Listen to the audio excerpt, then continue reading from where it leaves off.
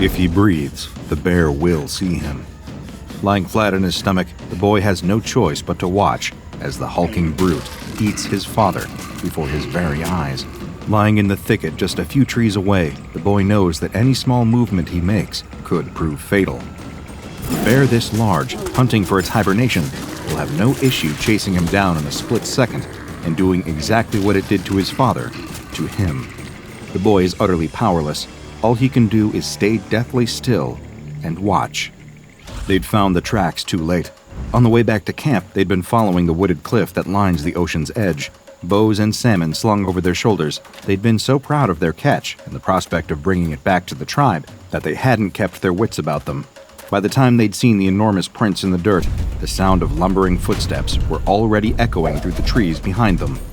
The boy's bow is too far out of reach. He dropped it when his father pushed him into the thicket. He's got the knife hanging at his side, but he doubts it's long enough to even get through the bear's fatty hide.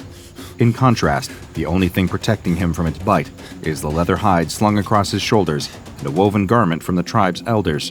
One slash of the bear's claw, and he'd be. A breeze ruffles his hair. The boy's eyes widen in horror. That wind hadn't come from in front of him, but from behind, blowing his scent, his fear, directly towards the bear's nostrils. The boy plants his muddy palms into the dirt, staring at the animal. Its nostril twitches, then twitches again. It half turns its head, sniffing the air. Maybe it won't bother with him. The bear's turning back to its meal already. The boy lets out a sigh of relief, and a twig snaps. The bear snarls and whips its head around. For a second, the two of them lock eyes, predator and prey. Then the boy takes off running. Fast as he can, he leaps through the undergrowth, ferns and nettles whipping at his shins. He fumbles the knife out of its sheath and slings the water skin off his shoulder, throwing it wildly behind him. He doesn't know if he hit the bear. He doesn't have time to turn around and see. It's going to be on him in an instant. Up ahead, he sees sunlight streaming through the thick trees, the cliff edge. If he can just get to that, maybe he can climb down and... No, there's no time. Besides, bears are better climbers, better swimmers, better runners. All the boy can hope for is that he's a better jumper. Him and the boys from the tribe have leapt off plenty of cliffs along the shore, but never these ones. There are too many rocks, too many shallows. But the thundering of four enormous paws behind him is looming larger and larger. He can almost feel the bear's hot breath on the back of his neck. There's nothing for it. Here goes. The trees clear, the sun blasts his skin, a claw slashes at his back, and the boy launches himself into the air. The wind carries him. The weightlessness of wheeling his arms and legs through the empty sky is almost enough to make him laugh with joy, until the boy looks down. The cliff is higher, much, much higher than he'd realized. His momentum carries his torso forwards into a tumble. He's not going to land straight, and he can see jagged rocks everywhere beneath him. The boy closes his eyes and crashes into the sea. All of the air is slammed out of his lungs. His knee hits something hard and sharp in the water. A swell throws him away from the shore and pulls him deep. Without air in his chest, he can't float. Kicking hard as he can, the boy swims upwards, eyes still screwed shut. His face bashes into a sandy rock. No, that's not upwards. Which way is it? Which way should he swim? The ocean current rolls him over and over. Darkness fills his mind. But his feet find a hard surface, and he pushes against it, launching himself through the water, kicking as hard as he can. The darkness fades. Light. The boy's head breaches the water, and he splutters for air, rubbing the water out of his eyes. He looks around wildly. The sea has carried him away from the cliff and out into open water. It's lifting and dropping him with each wave, carrying him this way and that, like a flower in the wind. And there, traversing the cliff face, scrambling down the rocks, is the bear. The boy's stomach turns. It reaches the bottom of the cliff and sees him there in the water. Tipping back its head, it roars at an almighty volume, deafening the boy over the sound of the waters. Even from this distance, the animal looks impossibly large. It dwarfs the boulders that line the water's edge. It slips into the water, barely making a ripple, and kicks off from the shore. Going straight for him, the bear is covering the distance so fast, he only has seconds left. With barely the strength to keep himself afloat, the boy knows he'll never be able to outswim this creature. Instead, he takes a deep breath and looks up at the woods, remembering all of the happy moments he'd spent in there with his father. A current swells beneath the boy and almost throws him out of the water. An enormous shadow flies through the depth beneath him. A whale? It couldn't be. Whatever it is, the shadow is swimming straight at the advancing bear. So fixated on its prey, the bear doesn't even notice what's approaching until it's too late. The ocean explodes. A blast of water as tall as the cliffs themselves shoots up into the air and showers the boy's head.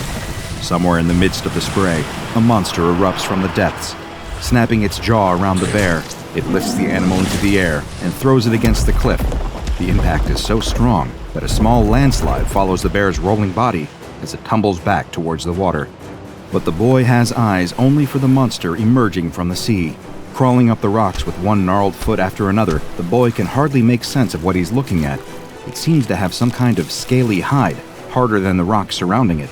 A wave crashes against the monster as it leers over the bear and sinks its teeth into the animal's hide. Unable to look away, the boy kicks out and starts swimming away up the coast. Only once he's a long way around the bay does he dare to clamber out and back onto land. That night, once the rest of the tribe have gone to sleep, the boy can't help but lie wide awake in his tent. Without his father here, it's not the same. Quietly rolling up the hide doorway, the boy slips out into the night. They're camped by a small cave with beautiful smooth walls inside.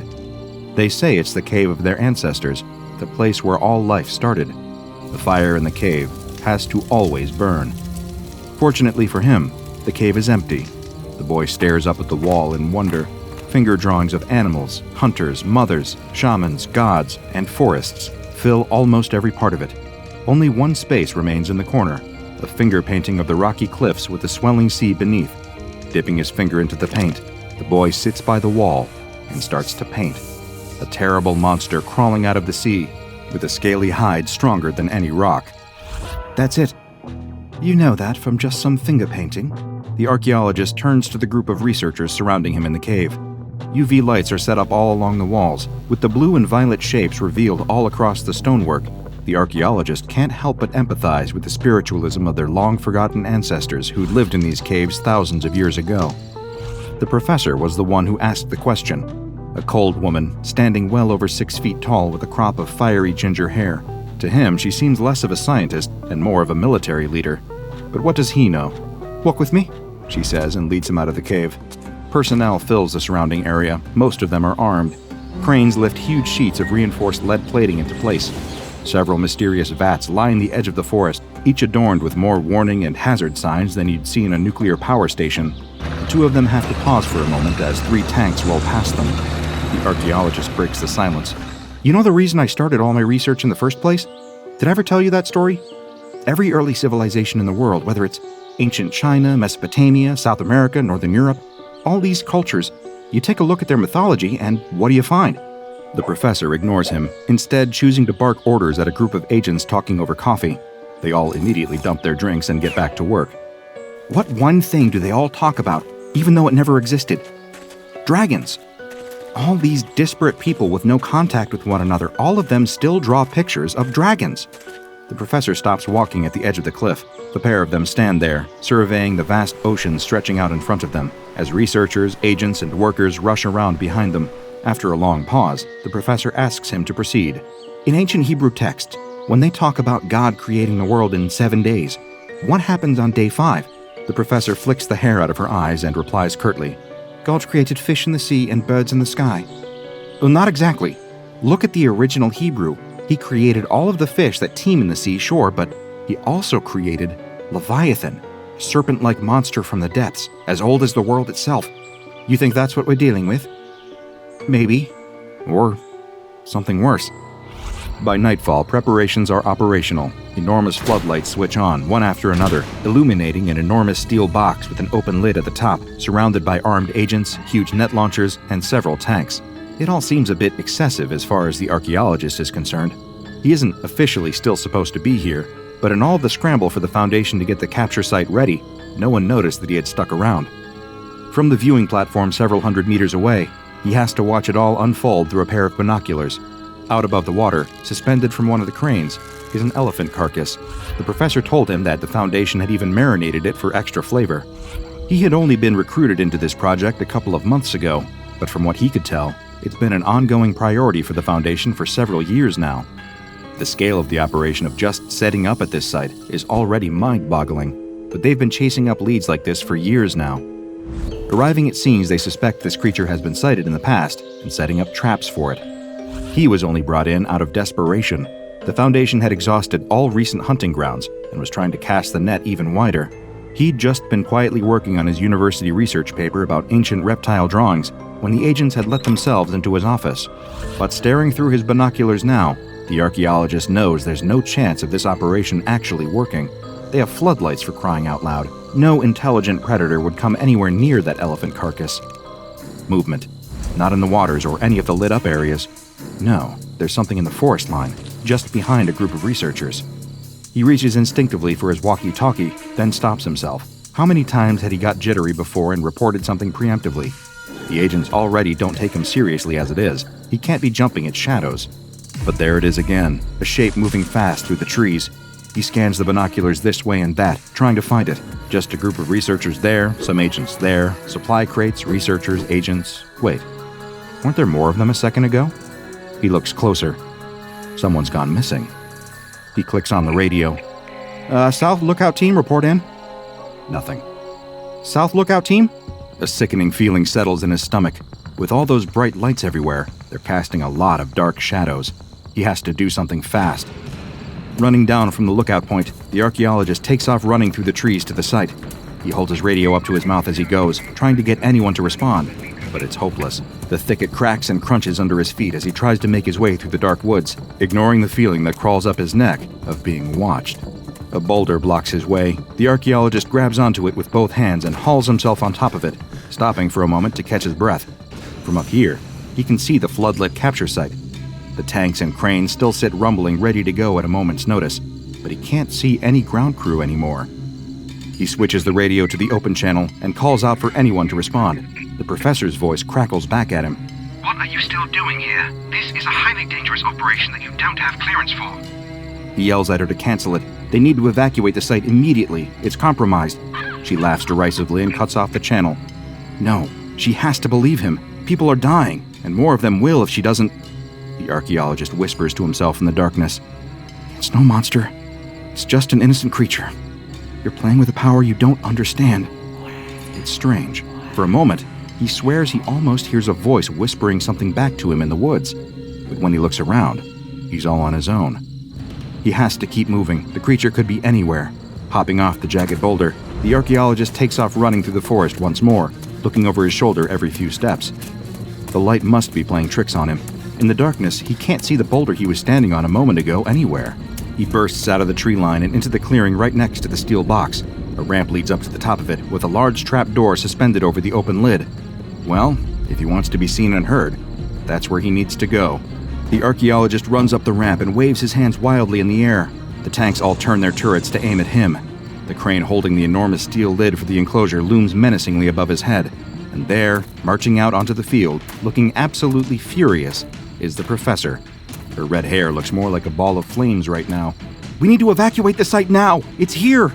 She snarls and marches up the ramp to meet him, jabbing a finger in the archaeologist's face. He suddenly realizes how much taller she is. You are not jeopardizing our one chance of catching this thing. Get out of the way, or I will have you detained. Besides, what evidence do you have? But the archaeologist isn't looking at her. Instead, his eyes stare in horror at the elephant carcass suspended behind her. There was a huge, reptilian bite mark taken out of it. A testing bite, like the ones given by sharks. She turns to follow his gaze, and all of her rage is washed away in a sickening delight. It's here. A scream from the crane holding the elephant makes them both jump, but by the time they look up at the cabin, all they see is a hulking shadow leaping away into the darkness. The professor clicks on her walkie-talkie and starts issuing commands. No one responds, except the tank crews. She tries again. Radio silence. Now the gravity of the situation really starts to hit her. Eyes wide with panic, she runs off down the ramp, barking into her radio and leaving the archaeologist up here on his own. Suddenly, under all of these lights, he feels very exposed. It could be anywhere in the shadows. Footsteps, heavy, planted footsteps tremor through the ground, and out of the woods walks the creature. Several meters long, fat from all of its hunting, the beast that would soon be known as SCP-682 slinks into view. It looks up at him, standing there on the trap door over a metal box, and looks like it's almost ready to laugh at how easy this will be. Boom!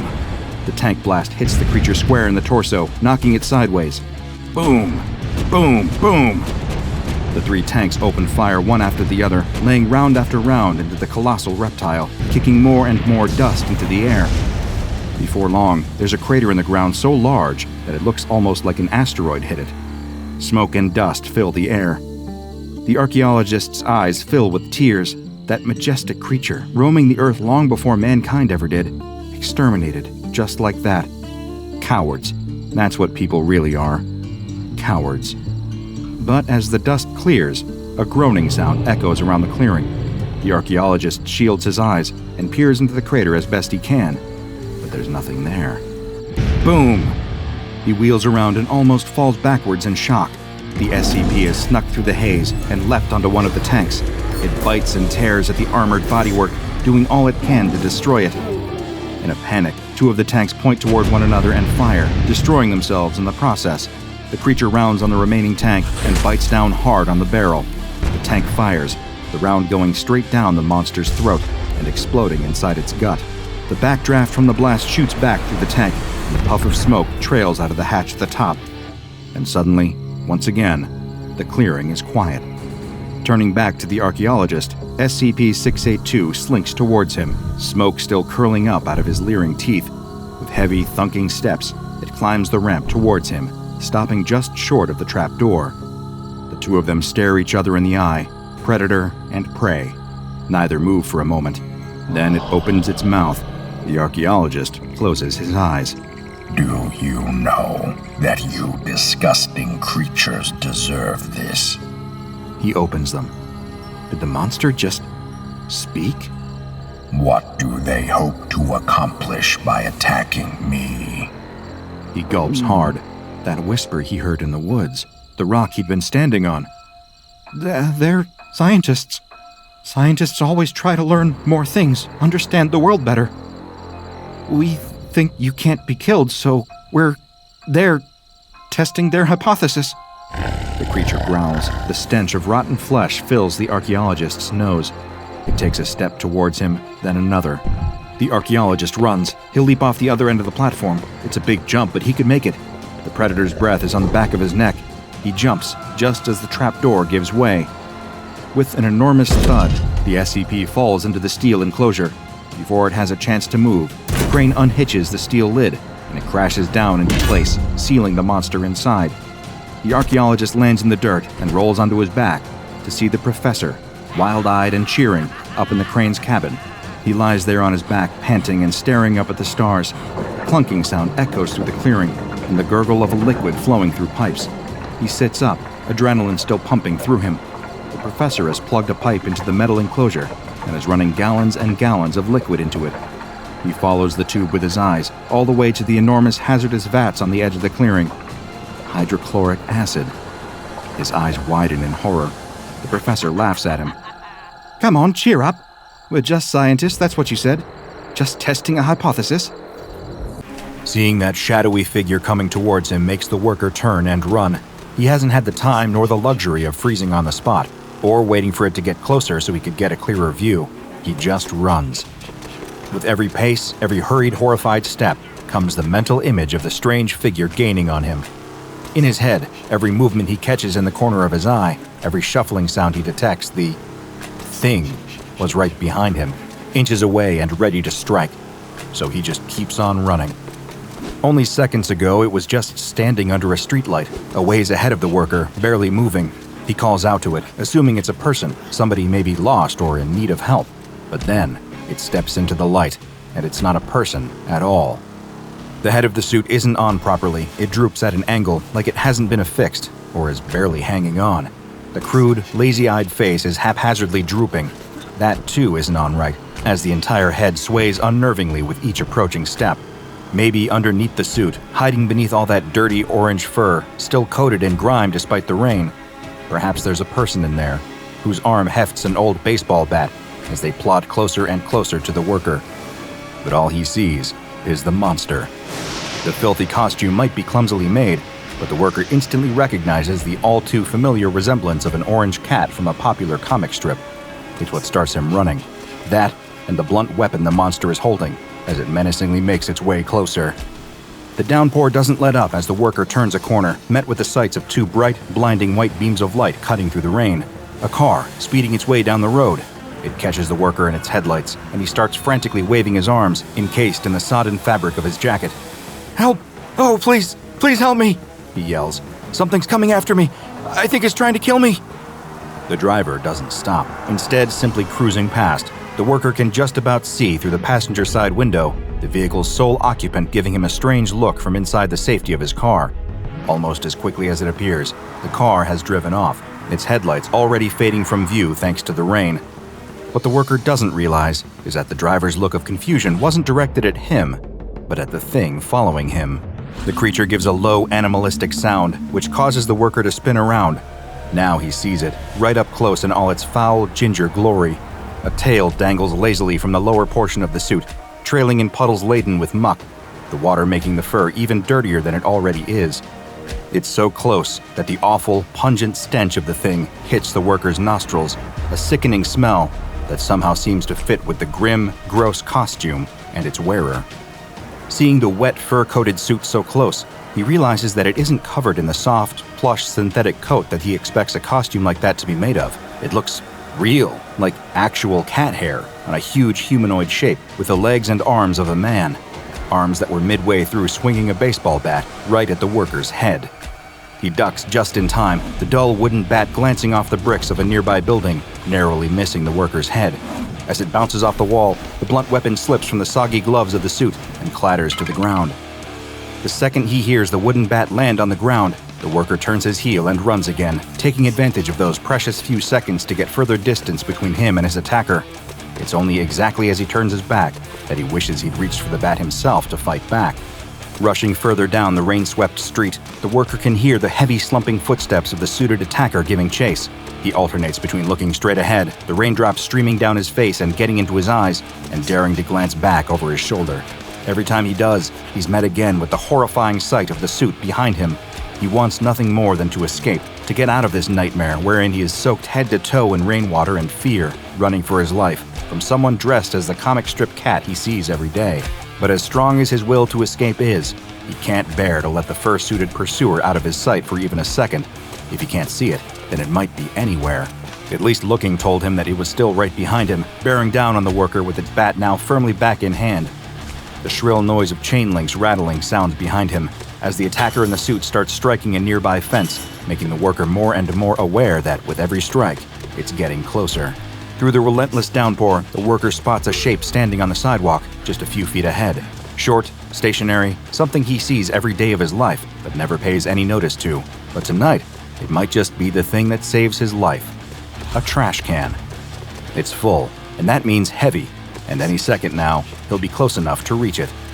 A plan forms in seconds, erupting like a fire with gasoline thrown on it. If that gasoline was pure, terrified adrenaline of being chased by someone in an orange cat costume. Reaching out, as soon as his fingertips grip the wet metal rim of the can, the worker pulls as hard as possible, his instincts keeping him from stopping running. The trash can clatters behind him as he passes, followed by the heavy thud of the attacker falling to the ground as it trips over the obstacle and lands furry head first in the garbage now strewn over the sidewalk. The worker knows he's only got another short window, another blessing of a precious few seconds to get far enough away from his attacker. He turns, changing course to rush across the street. There's an old warehouse over there. If there are security guards working, they might be able to help. If not, and the place is unguarded, then at least it could be somewhere to hide. A sudden blaring noise pierces the worker's eardrums before he can make it all the way to the opposite sidewalk. It's a horn, coupled with a bright pair of lights appearing as if from nowhere. Then, before he can turn to see it coming, impact. First against the hood of the car, speeding through the rain towards him, unable to stop in enough time. Next, the pain of hitting the jagged blacktop of the road. The second impact, as the worker lands a few feet away, spots of rain still pattering against his face, as everything goes from dark to pitch black for a few seconds. His head floods with scenes from earlier that day, as if his life was about to start flashing before his eyes, only in reverse. The news of the comic strip doing poorly arrives at the Paws Inc. office, and with it, the knowledge that, if there are going to be layoffs, then he'll be first. He's the new hire after all. It didn't matter that the once beloved comic of a cartoon cat is losing its popularity, going stale after so many years in print. It upset the investors, and the worker has been worrying all day if he'd be the one fired to appease them, until he suddenly remembers what's coming after him. Fighting back and clawing his way back to consciousness, he struggles back to his feet, screaming with pain. He's injured, that much he can certainly tell, even if he doesn't know how badly. Hey, mister! The driver calls, stopping his car and starting to climb out of the vehicle. It's a different driver and car this time, and unlike the first, he makes the effort to stop, a mistake that is about to cost him greatly. He sees the worker getting back up, ignoring his calls. He raises his voice to cut through the noise of the pouring rain. Hey, you okay? I'm so sorry, I didn't see you. My lights were on low, wipers are going. It wasn't until you rushed out across the street that... Anyway, look, let me at least get you to a hospital. We can exchange our insurance information once they get you all patched up. The worker wasn't listening. He hears the driver's words but pays him no mind. He's still so intent on getting away that it takes him a second to realize. The car. It's a way out. And then, the worker makes the same mistake as the driver. He stops. And when he does, he sees what has clambered back to its fur-coated feet and is now shuffling towards the driver. Look out! The worker yells. The driver turns, just in time to see. What the hell? He exclaims. Wait a minute, why are you dressed in a Garfield costume? Whack! The sound of the bat being swung at the driver makes the worker feel sick. He turns his back and moves as quickly as he can towards the warehouse, despite the pain and the horrified screams coming from behind.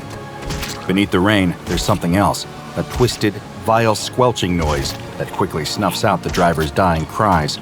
The worker doesn't dare to look back this time. He doesn't want to see what's happening.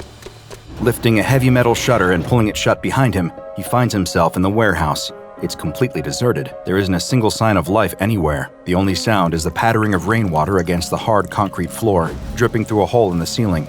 Guided by the low, glowing light of the street lamps outside that bleeds through the warehouse windows, the worker starts fumbling around for a place to hide. Just as he crawls underneath a large pallet rack, he hears a metallic rattling as the fur-suited monstrosity lifts up the shutter. It's inside. With heavy, plodding steps mid-suit, it paces up and down the aisles of discarded shelving.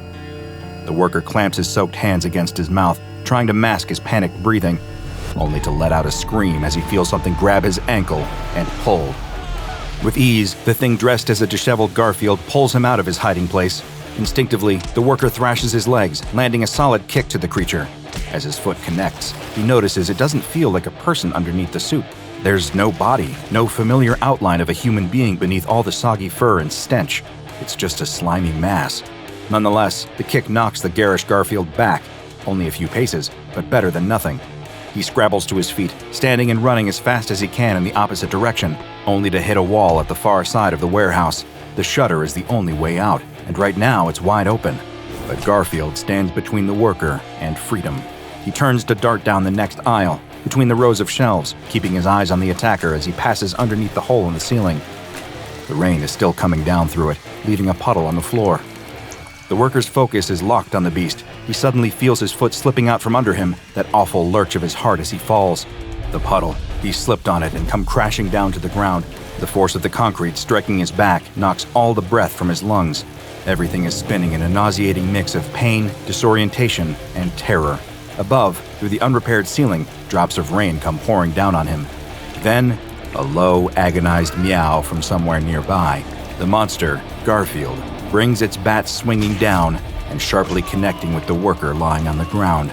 A new surge of pain racks his body, right at the hip where the baseball bat just landed in an unforgiving blow. The worker can do nothing but scream in pain and fear. A horrible sound, like something wet tearing, fills his ears over his own cries. He remembers the sickening feeling of a slimy mass being aggressively pushed into his face. It's disgusting, rancid, but even under all the horror and the repulsive taste, he can detect familiar hints. Pasta, beef, tomato sauce, cheese, all of it moldy and rotten, but still recognizable. The monstrous SCP-3166 forces further fistfuls of lasagna down the worker's throat until the screaming stops. He'd always hated Mondays. An empty bottle shatters against the ground, sending shards of glass across the tarmac. The teens, fueled by adrenaline and cheap booze, are having a wild night, and it's just getting started. After getting booted from the local arcade for causing a scene and grabbing some greasy budget burritos from a local Mexican takeout joint, their journey led them here, the local park. For the two high school seniors, the playground equipment was the perfect canvas for their artistic vision. They laughed as they planned the graffiti and lewd sketches that would cover the slides and monkey bars by dawn. But before any of that can happen, a wave of childhood nostalgia washes over them. Why not go on some of the rides, for old time's sake? It's not like anybody would ever know what they did here tonight. And they're right, in the worst way possible. Little do they know, something extremely dangerous is lurking. Something that wants to cause them terrible, terrible harm in a way that, even after it happens, they'll never truly understand. By morning, as the first rays of sunlight glint off the dew-soaked grass, it becomes clear the teens never made it home. Their panicked parents call the police and register their concern. This isn't like them. They never stay out this long. The search begins. Calls go out to local radio shows and TV stations. Concerned citizens staple missing posters to telephone poles. By evening, the streets and nearby woods are filled with volunteers, walking in lines, clutching flashlights, calling out names into the approaching darkness. The police bring in the usual suspects, locals with a criminal history that indicate they might be a danger to local teenagers, but it doesn't turn up any meaningful evidence. Meanwhile, halfway across town, a cleaner employed by the local council sweeps up the glass from the broken whiskey bottle at the playground. As the mother watches the cleaner dump the broken glass into a garbage bag, her little boy is playing on the jungle gym with his friends. The mother's hand snakes towards her pocket, then stops. She fights the urge to reach for the pack of smokes, worrying what the other mothers will think of her if she does. It's been a stressful month, the latest of many. She doesn't have time to worry about anything else. Hell, she hasn't even heard about the missing teens. "Mommy, look how high I can climb!" She forces a smile as she watches her boy reach the top of the ropes. That smile almost becomes genuine when she sees how happy her son looks. And then her phone starts to ring. It's him. Again. Her husband, soon-to-be ex-husband, if he'll ever actually accept the divorce papers. She sighs and walks away from the playground for a moment. She doesn't want their son to hear them having another long-distance shouting match. When the humiliation ritual is over, she returns to the playground. Only something's wrong. She notices it immediately. Her son isn't there. She feels the panic pierce her chest in that instant, but tries to keep her composure. She asks one of the other mothers what happened, and they seem just as confused as her. "I think he just went down the slide," one of them says. "I wasn't looking, I'm sorry," says the other. The fear is impossible to suppress now. The mother screams her child's name, but there's no response. She climbs up the wooden structure and looks down the shaft of the metal tube slide. It's empty. Her voice echoes down as she calls the name again and again. Her horrified screaming just pours out the other side. Soon enough, one mother's panic infects the entire town. 3 missing people in 12 hours? 2 teens, 1 child? Could there be a kidnapper on the loose? It doesn't take the papers long to start running with it. Police search every inch of the playground, the fields beyond it, and even the nearby forest, but they don't find anything. The mother gives her statement to the police, and soon after, her estranged husband is also brought in for questioning. It soon goes from local news to national syndication. Extra police are soon sent in from external departments to widen the search, as phones within tens of miles of the incident give the frightening buzz of Amber Alerts. The first 24-hour window is the most important, but as the hours draw on, the hopes start to dwindle, and the local police precinct is starting to catch flack for their ineptitude. One person who isn't getting that same blowback is the mother. Soon enough, she's America's favorite terrified mother. Her email inbox is full of tabloid newspapers and online outlets begging for exclusives. They want to know how she's feeling right now. Does she have any theories as to what happened? Is there anything she'd like to say to the man who presumably has her son locked up in some basement compound? The mother is part of every search party, every night. She tromps through the undergrowth, shouting her son's name. But soon, the tone of the search starts to change. Police and search parties stop walking through forests and knocking on doors. Instead, they start trawling riverbeds and digging through gravel pits. Nobody says it, but the subtext is clear. They're not looking for a little boy anymore. They're looking for his body. Little by little, even the most ardent supporters start to peel away. It's not exciting anymore. It's grim and depressing. But even that isn't nearly as awful as what's about to happen. Slowly, at first, and then with all the speed and intensity of an avalanche, the media and then the public begins to turn on her. The headlines go from being kind and sympathetic to indifferent description of just how long the fruitless search has gone on, to active cruelty. Doesn't the mother seem like she's taking all of this too well? Doesn't she seem a little suspicious? The headlines are the lit match thrown into the tinderbox. The conspiracy theories start flying online. Internet sleuths intent on getting to the bottom of this, to finding a more believable angle. They unpack the details of the case in the most unfavorable light imaginable. Did she smile during that press conference? There must be some kind of ulterior motive here. There must be some secret underneath the surface. And as you'll find out later, there is. Just not the one anyone here would expect. The mother is still getting hundreds and sometimes thousands of messages every day, but the tone of these messages has changed with the media's depiction. I know what you did, you monster. You can't keep getting away with this. How can you live with yourself, killing your own little boy? Did you dig a big hole for him, lady?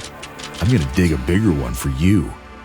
But the messages aren't nearly as chilling as the maniacs who show up at her house. It starts with shadows, figures moving through the bushes at night, barely visible in the glow of the porch light. Then come the sounds, the dull thud of rocks against the siding, the occasional crash of something heavier smashing against a window. In one instance, someone even shot at the facade. When the police came over to investigate, she sensed an undertone of, "Everything always happens to you, doesn't it?" underneath the sympathetic smiles. Her car has been ruined by horrific graffiti multiple times. The tires slashed, the windows cracked, the doors keyed. Every single way that a person can suffer an indignity, short of physical violence, she seems to be suffering it. She even sees YouTubers and podcasters hiding in their cars, filming her as she takes out the garbage for B-roll in their documentaries about her perceived wrongdoings. She cries too much. She doesn't cry enough. Don't her eyes look like a murderer's eyes? But she'll even take all the pain that comes with being awake over the horrors that invade her dreams. Well, it's only ever one dream, actually. She's there on the day that her boy went missing, standing with the other moms at the edge of the playground, watching her little boy. Except in the dream, nobody has a face. They're all blank and smooth, with voices that sound like muffled nonsense. Her son calls out to her, and then, at the exact same time that it did in real life, her phone starts to ring. It's her husband again, her soon-to-be ex-husband. As though trapped by the certainty of the past, she steps away and answers the phone, moving liquid slow. Her husband's voice comes through the microphone next to her ear in an eerie monotone. "Why aren't you watching our boy?" She turns and sees him gone. Not just him, but everyone, as though she's completely alone in the world. She dashes over in a panic, though to her, that dash is in torturous slow motion. The words of the other mom ring with haunting clarity in her ears. "I think he just went down the slide." In a blur of panic, she scrambles into the slide, her breath coming in shallow gasps. Her hands slip on the smooth plastic, her knees banging against the sides as she crawls forward. But this time, she doesn't see the faint light of the other side, just an all-consuming darkness yawning before her, pulling her in like a void. She doesn't stop to think. That's when she hears it. "Mommy!" His voice. It's faint but unmistakable. She needs to keep going, but inside, the slide feels like a desperate and terrible infinity, endless loops in cold, dark metal. Every time she feels like she's getting close to seeing her son again, he gets just a little further away. Then, everything slips out of reach. She bolts upright in bed, gasping for air, her nightshirt clinging to her sweat-soaked skin. The slide. She knows she has to go back. It's not just a dream. It's something more. A pull she can't explain. The slide. She has to go back to the slide. And that's what she does. That night, she goes back to the playground, still cordoned off with police tape fluttering in the breeze. She ducks under the cordon, her heart pounding with a mix of fear and hope. She stands at the base of the slide, staring up at its hollow, gaping entrance. Her breath catches as she takes the first step, her fingers curling tightly around the metal rungs. They feel cold in the damp night air. She pauses at the top, and then summoning every ounce of courage, she throws herself forward, face first, her arms pinned tightly at her sides. The world blurs as she hurtles downward, the slide pulling her in faster than it ever should. And then, she's somewhere else. The throat of a deep cave, in complete darkness. The walls and ceiling close in tightly around her, the hard rock pressing against her body. She can't move, can't even wriggle her arms loose. She screams into the void, but the sound feels swallowed, crushed by the suffocating darkness. There's no echo, no sense of space beyond the tiny prison she's trapped in. She now knows what happened to her son. She just can't save him, or herself. To someone claustrophobic, what I just described is probably worse than an eternity in hell, but that's simply par for the course when it comes to SCP-1562, also known as the Carnivorous Slide. An anomaly where the questions it raises are every bit as unsettling as the few answers we have regarding its nature. To the untrained eye, there's nothing amiss about this particular anomaly. It's a metal tube slide, 11 feet long, 3.4 meters, and 7 feet high, 2.2 meters, part of an otherwise completely non-anomalous playground in a location that, for your own safety, will remain undisclosed.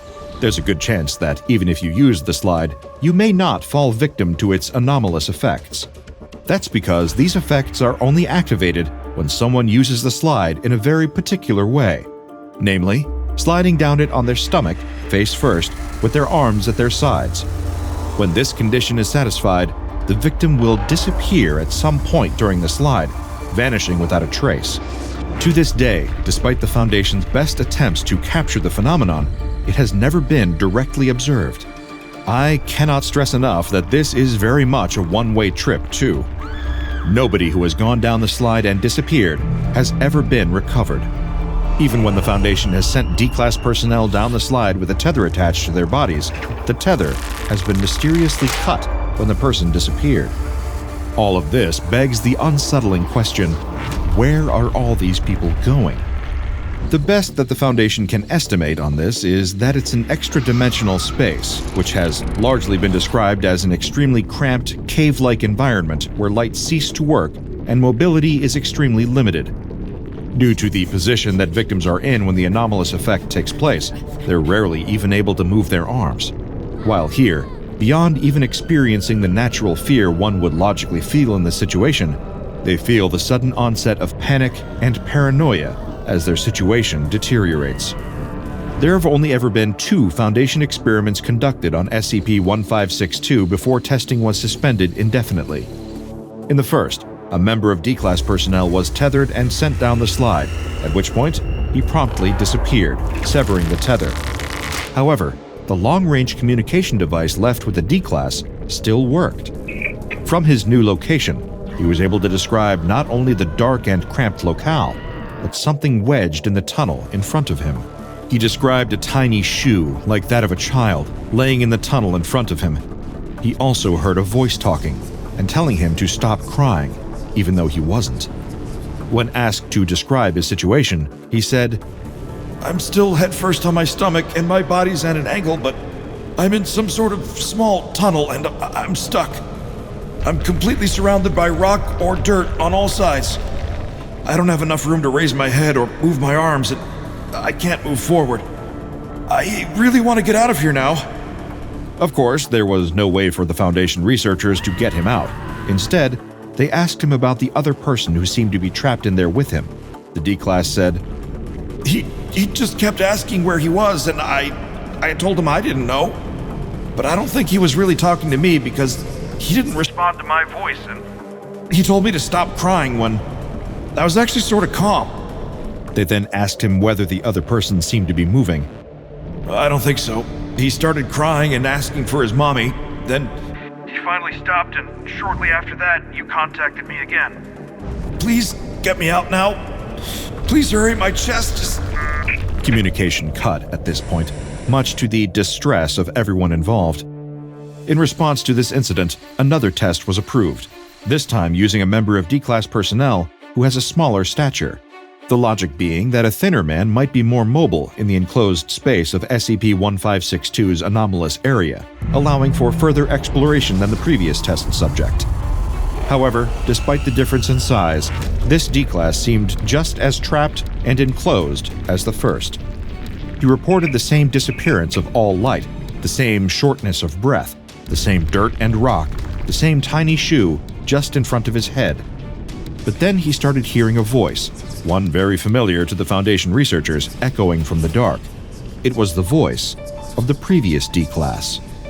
And it wasn't just his voice. He was saying everything that he'd said during the previous test at exactly the timings that he'd said it, as though someone was playing back a recording. Soon after, the voice stopped. The second D-Class's transmission was cut not long after, his last recorded words being, "Oh, thank God for that. I was starting to think that..." He was never heard from again. In light of this development, the lead researcher in the case, Dr. Carver, suspended all testing. To do any more would simply repeat the same result and sacrifice more lives to the Carnivorous slide. These days, the slide is quarantined in Testing Lab 46-V in Site 24, kept away from the public and from dangerously curious Foundation researchers who might repeat certain old mistakes. When you've done this job for long enough, you realize that sometimes not having an answer at all is kinder than knowing the awful truth beneath it all. A storm rages outside of the little old house, as inside, a little old woman bounces a little baby on her little old knee. The baby coos and laughs as the old woman makes funny faces and noises for the child, trying to keep it entertained as they wait for his parents to return from their much-needed night out by themselves. The old woman herself needs a rest now, though. She's forgotten how exhausting it can be to watch a child. "Okay, that's enough. It's time for both of us to take a little nap before your parents get back." She gets up and takes the baby into a nearby room that looks as though it was a nursery at one time, but it hasn't been used for many years. As she goes to set the child into the crib, a strong gust of wind blows through the room. She places the baby down and rushes to the window and closes it shut. It must have been left cracked open by mistake. Brr, the room is cold from the wind, but she has just the thing to fix that. She moves to a small closet and opens the creaky door. The little old woman strains to reach up to the top shelf and feels around. Ah, there it is. She pulls down a baby blanket, a soft baby blue with colorful animals printed on it. It looks as though it's been up there for a long time, and she gives it a good shake before walking back to the crib. "Look what we have here. It's your daddy's own blankie." She gives it another shake. "There we go, good as new." She leans into the crib and wraps the small helpless child in the blanket before giving him a gentle kiss on the forehead. "Now you get some sleep. Your mommy and daddy will be back before you know it, and we want to show them what a good babysitter Grammy is, don't we? That way I get to see you all the time." The little old woman switches off the light and exits the room, leaving the door cracked just a few inches. She heads back to the couch and plops down on it. Almost as soon as she does, though, the baby starts crying. With a sigh, she gets back up and goes back to the nursery. "What's the matter, little dear?" she says as she turns the lights on. "Oh no," she rushes to the crib. "You've kicked your blanket off. You must be freezing." She grabs the blanket from the end of the crib and tucks it around the baby once again. "There you go, that's better." The old woman leaves the room and quietly closes the door shut, leaving it open just a few inches. The moment she turns around to go back to the couch, though, the crying starts again. With a sigh, she opens the door and goes back into the room. Once again, the blanket is stuffed at the end of the crib where the baby has kicked it off. "Fine, don't want a blanket? That's fine." She picks the baby up out of the crib and rocks him in her arms until it stops crying. She sets him back in the crib. "There you go. No blankets, just please get some sleep. Grammy's tired." The old woman takes the blanket out of the crib and leaves the room. She closes the door most of the way and, incredibly, this time the child remains silent. The old woman resumes her place on the couch and starts to yawn. Just as she does, the wind outside picks up and howls loudly. The old woman shivers. She looks next to her and spots the baby blanket. She picks it up and examines the cute animal print, remembering when her own son was a baby wrapped in it. She smiles at the happy thought and throws the blanket around her shoulders. She leans back on the couch and finds that her eyes are growing very heavy. She'll rest them for just a moment. She won't fall asleep. She'll just rest. "Mom, it's us. We're back. Thanks again for..." The couple both scream when they enter the house to find that the old woman is lying face down on the floor in a pool of blood. The source of the blood is obvious. Chunks of flesh from her shoulders and upper back have been torn out, leaving jagged holes, as if she were mauled by an animal. As the man runs to the old woman, trying to do anything he can to help her, the woman runs to the nursery to find that the baby is sleeping peacefully in his crib. The woman picks up the child, tears streaming down her cheeks, and returns to the living room to see her husband kneeling beside his dead mother. Both the husband and wife are so shocked by what they have found that neither notices the baby blanket lying on the couch, or that the cruel, blood-covered mouth on it is slowly fading from view until it disappears completely. There is little in life that is more comforting than a favorite blanket. Perhaps you've had the same one since you were a child, or you have a heavy one that you like to wrap yourself in when you're feeling down, or maybe it's just one that's especially fluffy and warm that you'd do anything to keep. Today's anomaly plays on those very feelings, using them against its victims to become one of the more insidious predatory anomalies in the SCP Foundation archives. This is SCP-799, also known as the Carnivorous Blanket. SCP-799 is a type of creature that can vary in shape, size, and appearance, but, as the name implies, always takes the form of a blanket of some kind. The exact material the anomaly is made out of is unknown, but it is a very soft fiber that in many ways resembles a high-quality merino wool blend, though one that retains heat even more effectively than its natural counterpart. SCP-799's weight can vary from between half a kilogram all the way to 6 kilograms, and while examples have been found in nearly every color imaginable, it seems predisposed towards pastels and will frequently have patterns featuring stylized, friendly depictions of various animals. Both the pastel colors and the childish patterns are especially common in instances of SCP-799 that weigh less than 2 kilograms and would colloquially be known as baby blankets. While SCP-799 is undoubtedly a living organism, there is some debate as to whether it is itself an animal or perhaps a type of fungal colony. Instances of 799 are incapable of locomotion, lying motionless for long periods of time, and require little in the way of nutrition. What small amount they do need, they appear to be able to gain almost entirely from the organic particles present in normal household dust, such as animal dander and dead human skin cells. The blanket feeds via a series of minute, filter-feeding mouth-like structures that are spread across the surface of the creature, which wait for nutrients to fall into them, not unlike a sponge on the ocean floor. Instances of SCP-799 can survive for quite a while in this state, and one specimen was noted as having lived for multiple years in a damp attic, subsisting entirely on the small organic particles that would drift down from the rafters above. Should an instance of SCP-799 be forced to go for long periods of time without a source of nutrition, though, like when, for example, it is placed inside of a sealed closet or drawer, it will begin to undergo certain physical changes, which result in it metamorphosing into its predatory form. These changes aren't noticeable from only casual observation and consist of the blanket converting its many filter-feeding mouths into a single, large one that is lined with multiple rows of extremely sharp teeth. The blanket creature also develops a new form of tissue inside its cloth-like structure, one that is similar to muscle and capable of contracting and squeezing.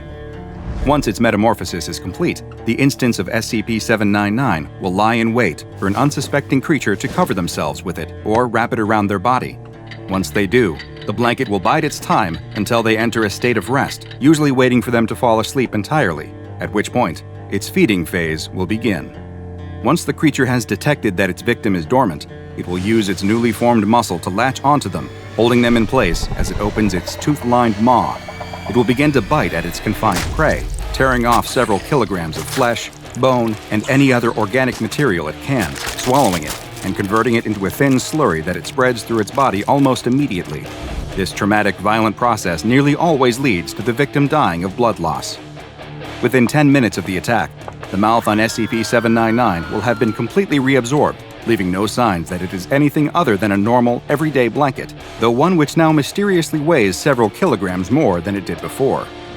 By 40 minutes after the attack, The entire digestive system within SCP-799 will have demetamorphosed back into its original form, with a single digestive tract being changed once again to the many dispersed filter-feeding mouths.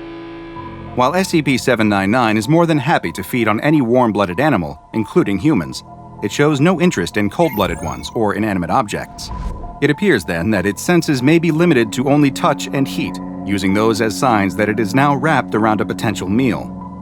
Adding to the strangeness of SCP-799 is that it reproduces through budding, like flatworms and corals. When it has absorbed enough nutrients and sufficiently increased its mass, either very slowly through filter feeding or rapidly via its carnivorous phase, it will begin to take on a quilt-like appearance. Over several weeks, one of the quilt squares will puff up and slide off the blanket. This new, smaller instance will resemble a doily or a throw pillow, until it too begins to feed and grow. The new instance is a perfect clone of its parent, identical in every way, and it will eventually grow to a similar size and begin its own reproductive cycle. It is unknown exactly how long it takes SCP-799 to reach full maturity, but the current best guess is that when kept in its filter-feeding phase, an instance will reproduce every 50 to 60 years. Instances of SCP-799 are quite prevalent across the planet, and the SCP Foundation currently has hundreds of examples in containment. Unfortunately, it is unknown just how many still exist in the wild, as it is very difficult to identify instances, with one of the only reliable means being through genetic testing. Should any instances be located, though, they are to be destroyed immediately, as the Foundation already has a large enough population in containment for research purposes, and they pose too much of a risk both in terms of harm and exposure to the general public.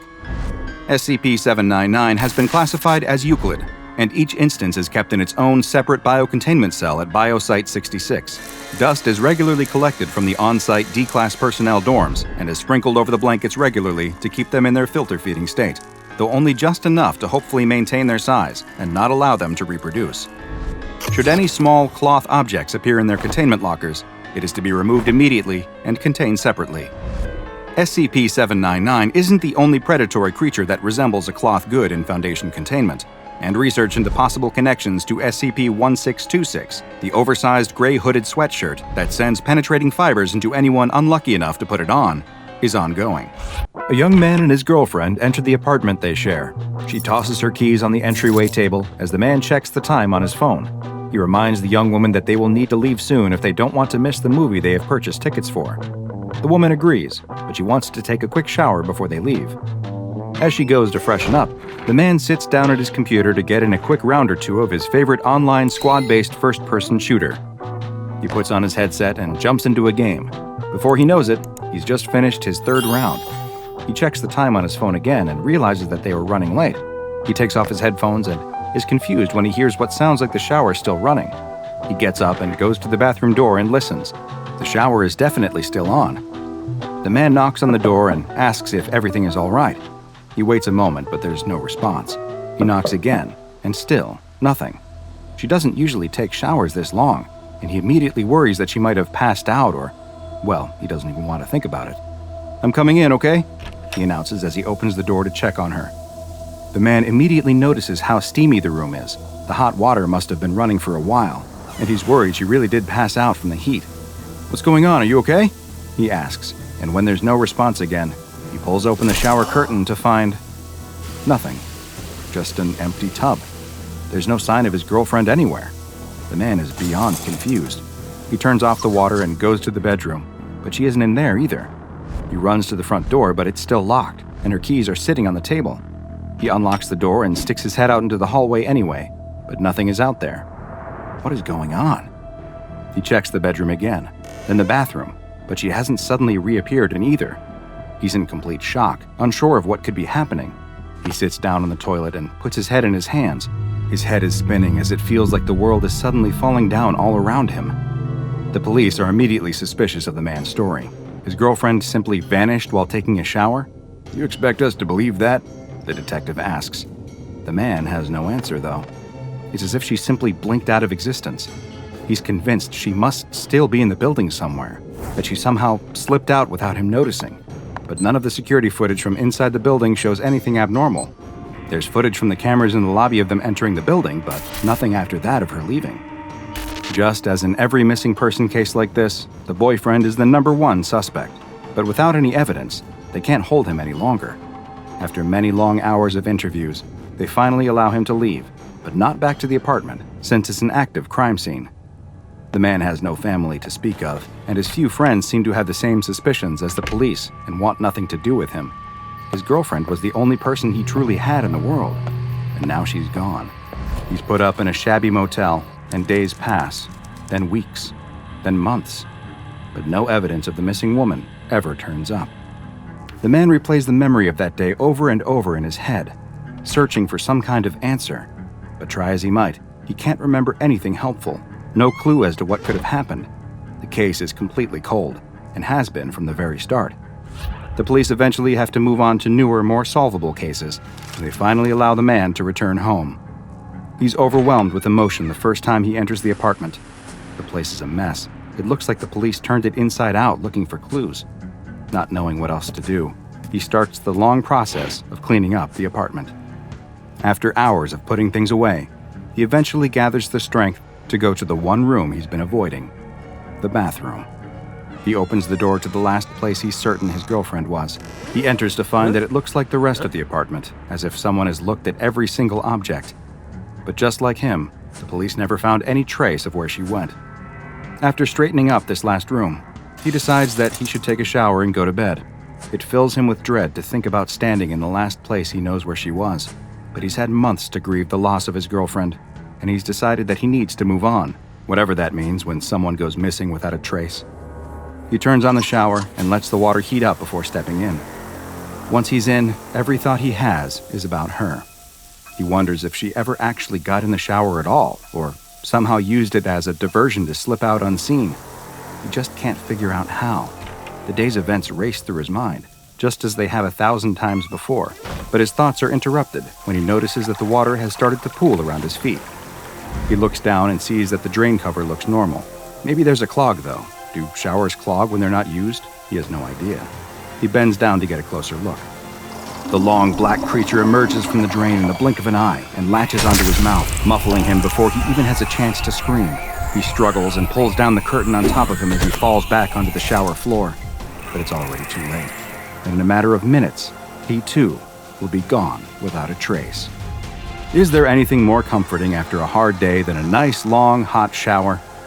The answer to that is no, there is nothing better. But that relaxing shower might just be the last you ever take when, unbeknownst to you, your pipes are home to an instance of SCP-153, also known as drain worms.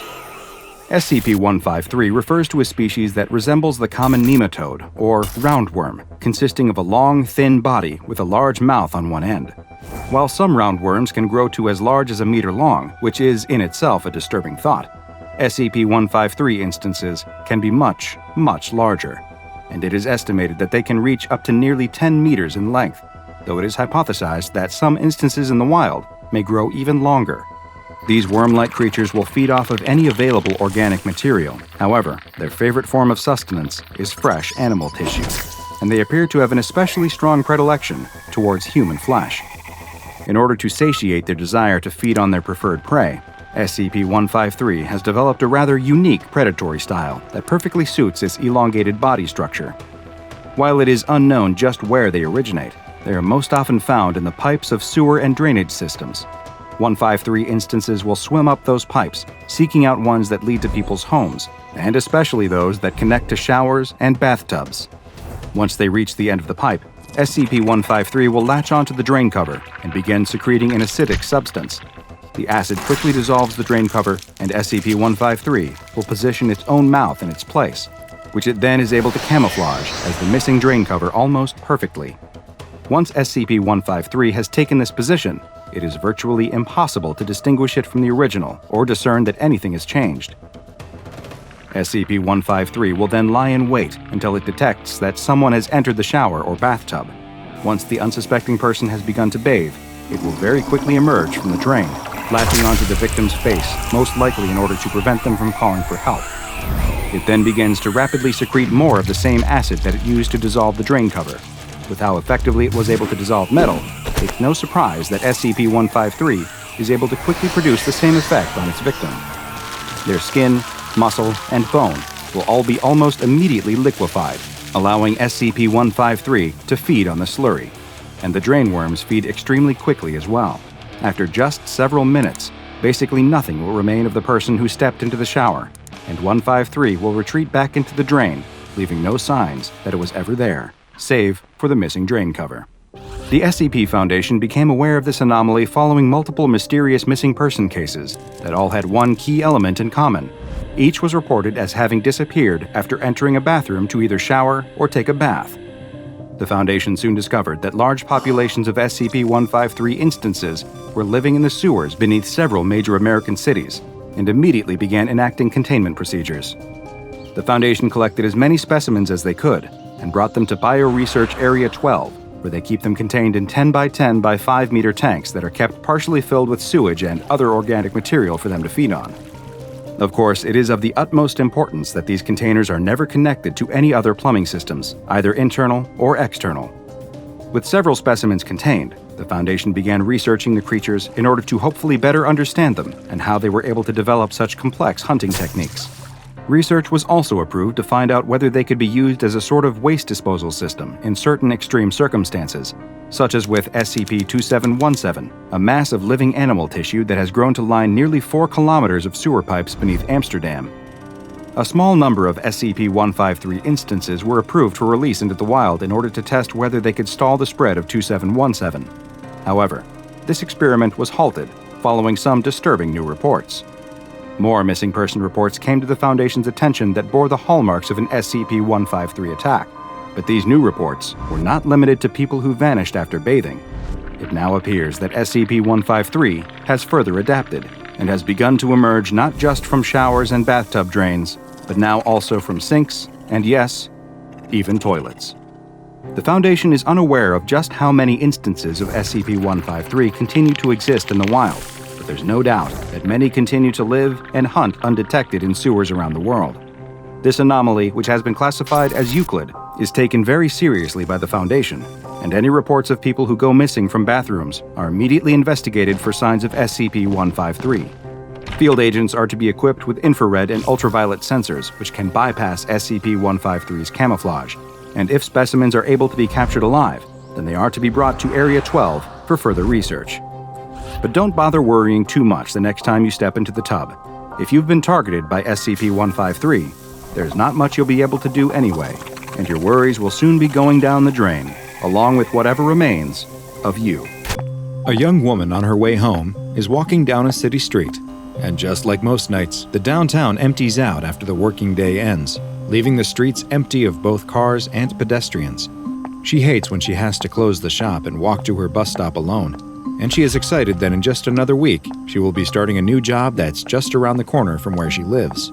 She just has to get through these last few nights of being the last one at the store and having to walk home alone. Her more immediate concern now, though, is that her music has stopped.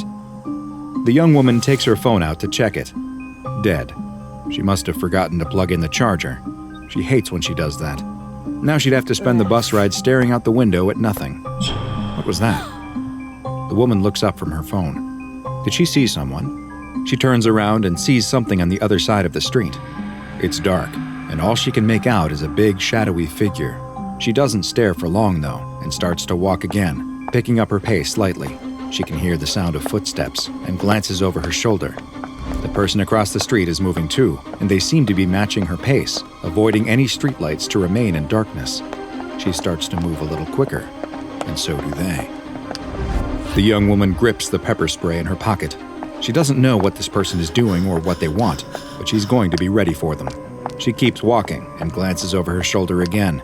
They're crossing the street towards her now. She ducks into an alley, and as soon as she's around the corner and out of sight, she starts to run. She sprints through the alley as fast as she can. She looks behind her, frightened of what she might see, but no one is there. Maybe she was wrong and they weren't following her, but she's not about to stop running and find out. She emerges from the alley still running as hard as she can. She reaches her bus stop and finally stops to catch her breath. She checks her watch. The bus should be pulling up right now, but it's nowhere to be seen. She looks around, and what she does see is the shadowy figure coming out of the alley, and it's coming straight towards her. She backs up into the bus stop and takes the pepper spray out of her pocket, her finger ready on the trigger. The shadowy figure keeps moving towards her when suddenly, the dark street is lit up. The woman looks behind her to see her savior. It's the bus. She turns back to see the shadowy figure retreating to the alley, as if the light is pushing it away. The woman breathes a sigh of relief and finally lets some of the tension in her body release as the bus comes to a stop in front of her. The door swings open and the woman steps inside. "I've never been so happy to get on the bus," she says to the driver as she scans her transit card. The driver doesn't respond, though. In fact, he doesn't react to her at all. He just keeps staring straight ahead. The woman doesn't push it, though. She's just happy to be on the bus, even if it is completely empty. She heads to the back of the bus and takes a seat. As the bus pulls away, she can almost swear she could see the shadowy figure standing in the alley, watching her. The bus rumbles along the empty city streets as the woman looks out the window and takes deep breaths, trying to calm herself after her harrowing ordeal. After a while, she notices that the bus doesn't seem to be stopping as much as it normally does, or at all for that matter. Did they change the route? Or did she get on the wrong bus? They are approaching her stop though, so it doesn't matter, and she reaches up to pull the cord. A bell chimes and the stop requested light illuminates in the front of the bus, but the driver doesn't show any sign of stopping or even slowing down. She pulls the cord again, but still no reaction. As she sees her building go by, she calls out, "Hey, this is my stop!" But the driver doesn't acknowledge her at all. She stands up and walks to the front. "Didn't you hear me? This is my stop." Still no reaction from the driver. "Hey, I said..." She reaches out and grabs his shoulder, spinning him towards her, only to find herself staring into the eyes of a fresh corpse. The woman screams and jumps back as the driver slumps forward towards her. She's terrified by the dead body, as well as the fact that the bus will crash, but when she looks at the steering wheel, she sees that it is continuing to move on its own. The woman is in a full-blown panic now. She screams and pounds on the door, but it won't open. The engine roars as the bus starts to pick up speed. She doesn't know what to do and runs to the back where she tries the rear door, but it doesn't budge either. The bus speeds up even more, whipping around corners and tossing her from side to side. She's thrown to the ground and hits her head. Her eyelids feel like they weigh 100 pounds, and she struggles to keep them open. She manages to stay awake, though, and as she looks up in a daze, staring at the ceiling of the bus, she can see a green gas emanating from the vents. It's the last thing she sees before her eyes close for good. The bus finally comes to a stop in a deserted area of the city. The vehicle raises slightly as, one after another, each wheel appears to unfold, revealing them to be long, black, spindly legs. The bus stands up on these insectoid appendages as its roof splits into two massive wings. The bus then leaps up into the sky, spreading its wings, and flies off into the night. How could this young woman have known that after escaping danger, that her rescuer would be something worse, much worse? Unfortunately for her, she had just willingly stepped onto an instance of SCP-2086, a deadly and terrifying anomaly that hides in plain sight as it stalks and hunts its human prey. SCP-2086 is the designation the SCP Foundation has given to a species that appears to belong to the arthropod phylum, a group that also includes arachnids and crustaceans. These strange creatures differ from most of their lobster and spider brethren, in that they make use of an advanced form of camouflage to move among modern society unseen. Adult SCP-2086 instances all resemble some sort of public transportation vehicle, with the exact make, model, year, and branding varying from instance to instance. SCP-2086 instances move about the streets of our cities foraging for food, and at first glance, they are virtually indistinguishable from the standard transit vehicles they are mimicking. Close examination of them, though, will reveal that the steel, wood, plastic, and glass they are composed of aren't those materials at all, but a form of specialized chitin, which is the substance that makes up the hard exoskeleton of many insects and other arthropods. And that's not the only aspect of SCP-2086 that isn't actually what it appears to be. The wheels on the bus may go round and round, but they also are capable of unraveling into long, thin legs that create a very imposing image when SCP-2086 is standing up at its full height. The roof, too, is able to unfurl into a set of giant insectoid wings, and after leaping into the air with its powerful legs, the wings will spread and the bus can take flight, which appears to be its preferred method of travel when it is not in its camouflaged hunting mode. Its headlights, too, are an entirely biological mechanism, consisting of two large bioluminescent optical organs similar to those possessed by SCP-015-IT and SCP-745. Dissections of SCP-2086 specimens have shown them to have an entire system of organs, including a heart, brain, and stomach, which are found beneath the flooring in the creature's interior chamber. SCP-2086 appendages are not just used for locomotion, though, and they have been observed as being able to use them for fine object manipulation. This fact was learned when they were observed building crude shelters from scrap materials at their nesting grounds. More on these nests and the terrifying events that take place there later. When SCP-2086 is not at its nest, it engages in its foraging behavior. Typically, an SCP-2086 instance will fly to the start of a route and begin driving along city streets, picking up human passengers who willingly enter the creature's inner chamber, thinking that it is a standard bus. Along with its exoskeleton closely resembling a real vehicle, SCP-2086 has one more particularly gruesome trick to fool would-be passengers into becoming its prey. A bus that drives itself would lead many to think twice about stepping on board, so SCP-2086 makes use of a decoy driver, which is actually a human corpse encased and preserved in a shellac-like substance. Smaller, fibrous appendages protrude from the front seat and into the corpse, which hold it in place and are even capable of manipulating the corpse, giving it the appearance of movement as it drives the bus. Once SCP-2086 has gathered up what it considers to be enough victims, a number that appears to vary from instance to instance, it will release a noxious gas from its interior vents. The gas produces an effect in humans similar to chloroform, and everyone on board will be rendered unconscious. The creature, now filled with its prey, does not feed on the humans trapped inside it, though. Instead, it will take them to its nesting grounds, which is where the real horror begins. These nesting grounds are most often localized in scrap and junkyards that have fallen into disuse or are completely abandoned, and it is in these nests that the juvenile instances of SCP-2086 are found. While a full-grown instance can weigh as much as 17,000 kilograms, which is the approximate curb weight of a normal bus, extensive field research and observation into SCP-2086 has led to the identification of the smaller, juvenile instances, which are much smaller than their adult counterparts, weighing under 200 kilograms. But they don't stay this size for long. When an adult SCP-2086 arrives back at the nest with its interior chamber filled with human prey, it will open its doors and allow the juvenile members to enter inside of it so they can feed and grow.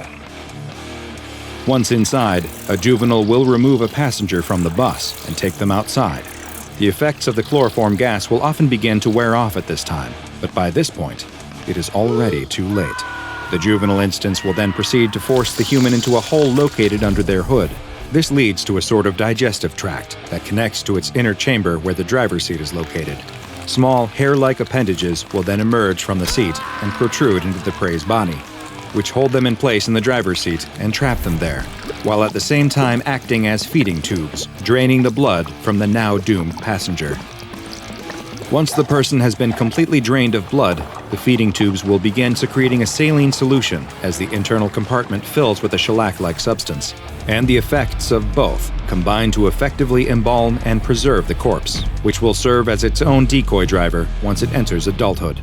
And this process happens quite quickly.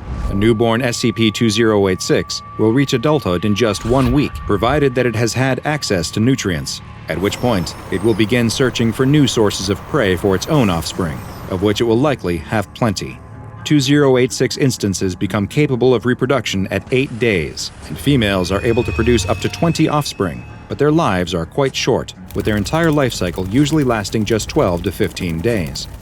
Prior to feeding and beginning the process of becoming a full-size adult, juveniles will also leave the nest and will covertly move about the city, removing bus stop signposts and relocating them, often creating a route that leads back to its own nest. These are the routes that adult instances will then typically follow as they hunt for more prey to bring back to their colony. SCP-2086 instances have been found in metropolitan areas around the world, and news reports are closely monitored by the Foundation for missing persons that had recently used public transport, with Foundation field agents being dispatched to potential high-threat areas to investigate further. Any nests that are discovered have their locations condemned, if they weren't already, and demolished using chemical explosives. Previously, an effort was made to capture and contain live instances of SCP-2086, and currently, the Foundation has 5 such specimens in its custody, which are stored in a converted airplane hangar. Due to their short lifespans and high rate of reproduction, the amount of live specimens contained at any given time can vary widely, and will often depend on the number of available D-Class personnel who can serve as drivers. Terminated specimens are either destroyed or sent to a specialized cold storage container at a secure site for further biological research. SCP-2086 continues to be one of the most dangerous anomalies for common, everyday users of public transportation, and the SCP Foundation has classified it as Keter. While identified colonies are able to be destroyed with minimal effort once discovered, there is no telling how many nesting grounds still remain in the wild. So the next time you're about to board a bus, pay extra careful attention to it. Or you may find that your bus is rerouting you somewhere you never wanted to go. A small convertible sports car rumbles down a desert road, kicking up a cloud of dust high into the air behind it. The driver is sharply dressed and looks at himself in the rear-view mirror, giving his sunglasses a slight adjustment. He knows he looks as good as he feels. And why shouldn't the producer of Hollywood's 9th most successful film in the month of September be happy? The car comes to a sudden stop in front of a cluster of buildings, which appear to be the only structures in this vast, otherwise empty desert. The producer hops out of the car and surveys the desolate location, the cracked concrete airstrip, the weather-beaten buildings, the endless, lonely desert stretching on for miles in every direction. "This place is great," the producer says out loud to no one in particular. The whole location would be perfect for his new movie, which is set entirely at a desert airstrip and tells the story of a lonely airplane mechanic who falls in love with a female bounty hunter chasing an escaped convict, a tale as old as time. But now, where's the guy who called him? He kept rambling about wanting to make a documentary about the desert or something, but that doesn't matter now. He doesn't realize what a great filming location he's sitting on. The producer calls out, "Hello?" But the only response is the desert breeze. He takes off his sunglasses and looks around. He sees that the doors to the hangar are cracked. Maybe the guy who owns this place is in there. The producer walks inside the hangar, but abruptly stops. His mouth goes agape. He can't believe what he's seeing. This place is even better than the guy on the phone had described it. The hangar is huge and completely empty. He could probably build almost all the sets in the hangar, maybe even shoot the entire picture out here. He'd save a fortune on the budget by not having to pay the soundstage rates that the studios charge on the movie lots in LA. You beautiful genius, he thinks to himself. The movie could flop and still be a financial success. But where's the guy who called him? Doesn't he know who he is? He's a very important producer and doesn't have time to wait around for some desert nobody who runs a 2-bit airport. All right, that's it. He's leaving. The producer turns to leave, but the doors of the hangar suddenly slide shut with a bang. Is this some kind of joke? He walks up to the hangar doors and starts banging on them, but they don't move. "Hello? Hey, I'm trapped in here. What's the big deal?" Still no response. Just what is going on at this place? The producer is getting worried. Was this some kind of a setup? Is he about to get robbed? It wouldn't be the worst thing in the world if they took his car. He's 9 payments behind on it anyway. But geez, is it hot in here. It was hot outside, but it's even worse in this hangar. And whoever said that the desert air was dry? An idiot, that's who. The humidity in here is stifling. The producer loosens his collar and tugs at it, trying to cool off. "All right, I've had just about enough. If you don't let me out of here, there's going to be a big problem for you, fella." Just then, the producer hears a noise behind him, coming from the dark deeper in the hangar. The producer doesn't react, though. He needs to play it cool. He bends down and pretends to tie his shoe, and takes the Derringer pistol out of his ankle holster. He stands up and spins around, pointing the gun in front of him, but he can't see anyone in the darkness. "This is your last chance. I'm not playing around here." The strange noise comes again, a low rumbling noise, and the producer stumbles forward. What just happened? It felt like the floor rippled and pushed him forward. There, it happened again. And again, the producer screams. What's going on? The rumbling, growling noise grows louder as the floor keeps rippling and pushing him forward, like a wave rolling through the solid ground. Is this an earthquake? The producer is knocked off his feet, and still the floor keeps pushing him forward, towards where that horrible growling noise is coming from. He tries to stand, but he can't. The floor is moving too much. He tries to crawl, but keeps getting moved closer and closer to the source of the now deafening roar that seems to be coming from... What is that? The producer screams and fires his gun at the thing in front of him. In the flashes of the gunfire, he can finally see it, the thing that he's being pushed into, a giant, gaping maw, filled with a mass of gnashing, grinding teeth. How unlucky for this movie producer that he didn't realize until it was too late that the location for his new movie would be the last one that he'd ever scout. Because as you have probably already figured out, this unknown building in the middle of the desert isn't at all what it appears to be, and in fact, is quite known to the SCP Foundation as SCP-1051. SCP-1051 isn't actually a building at all, but in fact, is a living organism. This creature's shell, which resembles an aircraft hangar, is quite large and measures roughly 700 meters by 500 meters by 60 meters. It is a completely immobile organism and acts as an ambush predator, luring its prey to it through a number of different forms of sociological and psychological manipulation. SCP-1051 attempts to bring prey to it in a number of ways, but its primary method is by spreading certain ideas into popular culture. It will constantly try to connect to orbiting satellites and use them to beam out television signals, images, and other forms of media. It has been measured as having around a 25% success rate in connecting with and getting its message carried by the satellites, and may have the ability to transmit regular radio broadcasts or connect to standard telephone lines as well. The messages that SCP-1051 sends out tend to fall into the category that could be termed as conspiracy theories, most of which are about itself. It has uploaded information to various conspiracy websites that has included reports of spaceships being held and reverse engineered in its hangar, descriptions of so-called men in black using its location as a site for extraterrestrial contact. It has attempted to spread rumors that it is a site used as a testing location for any number of top-secret devices including energy weapons, weather control devices, teleportation machines, and impossible propulsion systems. SCP-1051 has also attempted to spread through radio and television transmissions that it is a site used by a United States shadow government. It's made at least a handful of calls to Hollywood-based production companies in an attempt to get them to further spread its information, as well as contacting various tabloid newspapers. Perhaps most nefarious of all, it has even sent orders to U.S. military intelligence operatives posing as a senior official and ordering them to reveal SCP-1051's location. SCP-1051 appears desperate to make its location known to curious outsiders, all in an attempt to get them to come find it, so it can lure them inside of itself and feed.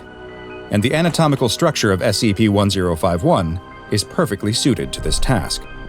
Its bizarre biological structure consists of a large tongue, which looks very similar to a paved runway. The tongue leads directly into a set of large airplane hangar doors that could be called the organism's mouth. This door mouth opens up to what looks like a hangar, but is actually the gizzard-like organ of 1051, where it grinds its prey into a fine paste to prepare it for digestion. The next building is the creature's stomach, where it breaks down the liquefied prey into nutrients and separates the waste products that it can't digest. The nutrients are transported to the area where SCP-1051's brain is thought to reside, while the waste is ejected out of the structure. Finally, there are what appears to be a set of antennae on the side of the building.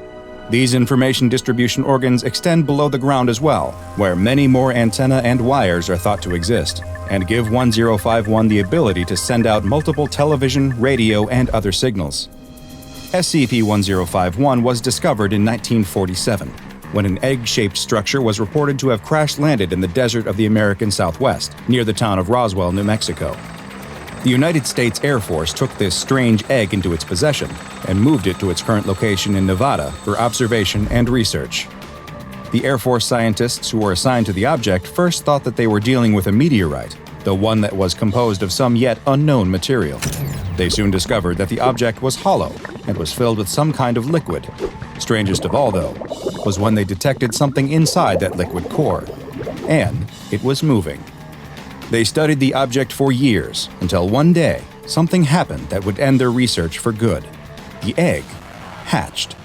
One night, as Air Force Sergeant Burnson and two scientists, Dr. James and Dr. Gold, were going about their regular work analyzing the object, they heard a strange sound. When they looked at the object, they saw that a crack had begun to form on the outer shell. This cracking continued for about 5 minutes until something finally broke through the shell. An alien creature began to emerge from its shell, and the men all turned to run, but something reached out with a long tentacle-like arm and grabbed Dr. James. It pulled the scientist in and seemed to absorb him right into its body. Sergeant Burnson and Dr. Gold managed to escape the airplane hangar and send out a distress signal, and it was this cry for help that described an attack by an alien creature that would put the object firmly on the SCP Foundation's radar. As Sergeant Burnson was sending out the distress signal, Dr. Gold tapped him on the shoulder and pointed towards the hangar where the egg-like object had been stored. The two men watched as the hangar bulged and expanded like something was pressing against the walls from inside. The hangar suddenly collapsed, and they watched as the creature looked to writhe around in the debris. But then a new shell began to form around the alien. It grew larger, expanding and shifting until suddenly it took on nearly the exact form as the hangar that once stood there. SCP Foundation agents arrived at the site not long after and took control of the area. They discovered almost immediately that the building-shaped creature was anything but dormant. This extraterrestrial that had been born from an egg and then taken the form of an airplane hangar was ejecting its own eggs. The building would occasionally blast eggs up and into the sky. Several of these eggs were stopped and reclaimed by the Foundation, but others managed to slip past and escape the Earth's atmosphere, making them impossible to recover. The Foundation also soon detected that radio signals were being emitted by the hangar, and set up a small radio nearby which would allow them to both receive and send signals back to the creature that was now designated as SCP-1051. Dr. Richardson, the Foundation researcher on site who was leading the investigation into 1051, found the frequency that it was transmitting on and attempted to speak to the creature. After asking if 1051 could hear it, the creature actually responded, and it seemed to have a very simple request: give. When Dr. Richardson asked it to elaborate, asking, "Give what?" 1051 responded, "Want feed. Bring food." When the doctor told 1051 that it wouldn't be getting any food, the anomaly immediately sent out a new transmission, stating, "Area 51 is currently being controlled by the SCP Foundation, a shadow government organization that has designated it SCP-1051. Here are a few names of the operatives." Dr. Richardson cut SCP-1051 off and ordered a D-Class personnel to be sent inside the creature, hopefully appeasing it and stopping it from sending any more broadcasts out about the highly secretive organization. When asked why it was sending these signals, SCP-1051 responded that it was trying to make humans curious. It appeared that its hunting strategy was to flood the world with conspiracy theories about itself. This would then cause interested humans to come explore the location, and once they entered the hangar, their curiosity would reward them with an encounter with the alien that they had been seeking. SCP-1051 also explained that the eggs that it was ejecting were its babies, and it seemed quite upset that the Foundation had intercepted some of them as they were on their orbital escape trajectory. But where had SCP-1051 come up with these conspiracy theories? Had it been studying our culture and the boom of science fiction in the 1940s to make up stories it thought would lead people to it? Foundation researcher Dr. Richardson had a hunch that there was something else going on. He next spoke to Dr. Gold, the other Air Force scientist who had been studying the egg-shaped meteorite. He asked him to describe SCP-1051's first victim, Dr. James. Dr. Gold told him that Dr. James was obsessed with his job, and that spread into his personal life. He was a real sci-fi nut. Dr. James apparently loved B-movies, especially ones about aliens and UFOs. He was convinced that the government had both in their possession already, and his research on the strange, egg-shaped meteorite only added to his confidence in that fact. Had SCP-1051 somehow absorbed this knowledge from its first meal here on Earth, and was now using it as a way to lure in new, inquisitive prey? Dr. Richardson thought it may go even deeper than that. When he played a recording of the first conversation he'd had with SCP-1051 for Dr. Gold, the one where 1051 told him it wanted him to bring food, Dr. Gold was left shocked. The voice he was hearing belonged to Dr. James. SCP-1051 remains in the Nevadan desert, and its area is patrolled at all times by no less than 20 Foundation personnel in uniforms that resemble those worn by members of the United States Air Force. They are authorized to shoot at intruders, but not with the intention to kill. Instead, only as a means to scare them away. Should any intruders come within 1 kilometer of SCP-1051, they are to be detained and administered Class A amnestics. Since SCP-1051's primary danger stems from its ability to spread false information, the SCP Foundation's main containment efforts have been focused on stopping its broadcasts. Agents are to respond to any civilian rumors or questions about SCP-1051 with denial and ridicule, to make it clear that these are nothing but stories and that the person is stupid for believing them. Should they exhibit any knowledge beyond the normal myths and rumors, the application of Class A amnestics is also permitted. Any satellites orbiting near 1051's location are to be monitored for interference to their transmissions, and if any antenna with an unknown purpose are discovered within a 10-kilometer area of the building, they are to be destroyed or surrounded by a Faraday cage. SCP-1051 may not be able to move, but its ability to reproduce and the difficulty that the Foundation still faces in stopping its spread of disinformation has led to it being classified as Euclid, and research into its origins and biology are ongoing. The researchers and guards scream in terror as the creatures run rampant through the factory. Nobody ever imagined they could be so dangerous, and all for a little live entertainment. The janitor rolls his mop cart down the hall of his brand new workplace. It's his first day on the job, and he would never let anyone hear him admit it, but he's a little bit nervous. The building is a huge, fancy research facility, an intimidating, sprawling building, bustling with researchers in lab coats, executives in suits, and dozens of security guards. The previous place he'd worked had cubicles and a break room with a 20-year-old coffee machine, and this place had state-of-the-art technology and keycard locks on every door. Still, he was here to do a job, and that's what he was going to do. No use getting distracted by the intensity of the place when there are spills to clean, and apparently, there's a big one. As soon as the janitor had clocked in, a researcher had rushed over to tell him that he was desperately needed on one of the lower levels. So here he was, rolling his cart toward the elevator, holding the researcher's keycard in his hand. His own won't work to take him down to the appropriate level. His security clearance isn't high enough. He wonders, idly, why this company has such tight security, but figures that it isn't his job to ask that sort of question.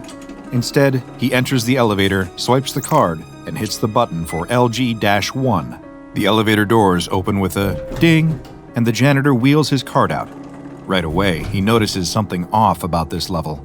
There are rows of massive glass boxes, filled with what look like giant fuzzy puppets. He can hear the usual sounds of chatter and footsteps, but there's also the clucking of chickens, the bleat of a goat. Are there farm animals down here? Maybe that's the source of the mess they were talking about, test subject animals or something. He continues past the glass boxes, searching for someone who can direct him toward the mess. As he walks, he feels dozens of eyes on him and stops to glance over his shoulder. His stomach drops as he sees that the creatures he thought were puppets have moved. They turn to face him as he passed by, eyes locked onto his back. Whatever these things are, they're alive, and they're all watching him. He shudders, but continues walking. At the other side of the hall, he can see a huge red spill on the tile floor. His footsteps quicken as he approaches the spill, and a metallic smell fills his nose. He had assumed it was some sort of leakage from machinery, but now, up close, he can tell it's blood. That's it. No paycheck is worth whatever's going on here. He turns to leave, abandoning the mop cart, and comes face to face with a giant furry thing at least 8 feet tall. It grins down at him, reaching toward him with outstretched arms. Before he can run, it wraps those arms around him and pulls him into an inescapable, bone-crushing hug. He struggles, but he can't break free. He can't breathe, the air squeezed from his lungs. In a halting, inhuman voice, the monster says, Teamwork makes the dream work. Then, everything goes black. About 1 week after that janitor's ill-fated first day at work, the local police station received a video transmission from an unidentified man reporting an emergency at the facility. No further information was given, other than the exact location of the facility and the insistence that help be sent as quickly as possible. When the police arrived, however, they quickly realized that the situation was above their pay grade and contacted an organization much more experienced with handling unusual occurrences, the SCP Foundation. The Foundation quickly arrived, administered amnestics to all witnesses, and investigated the area. There, they found something unlike anything they had ever seen before, and for the SCP Foundation, that was saying something. All human personnel at the facility had been terminated or were missing altogether. There was still activity present in the building, however, though none of it was human. There were anomalous creatures roaming the facility uninhibited. They did not resemble humans or any known animals, but instead looked more like costumed characters from a children's television show, along the lines of Sesame Street or Barney.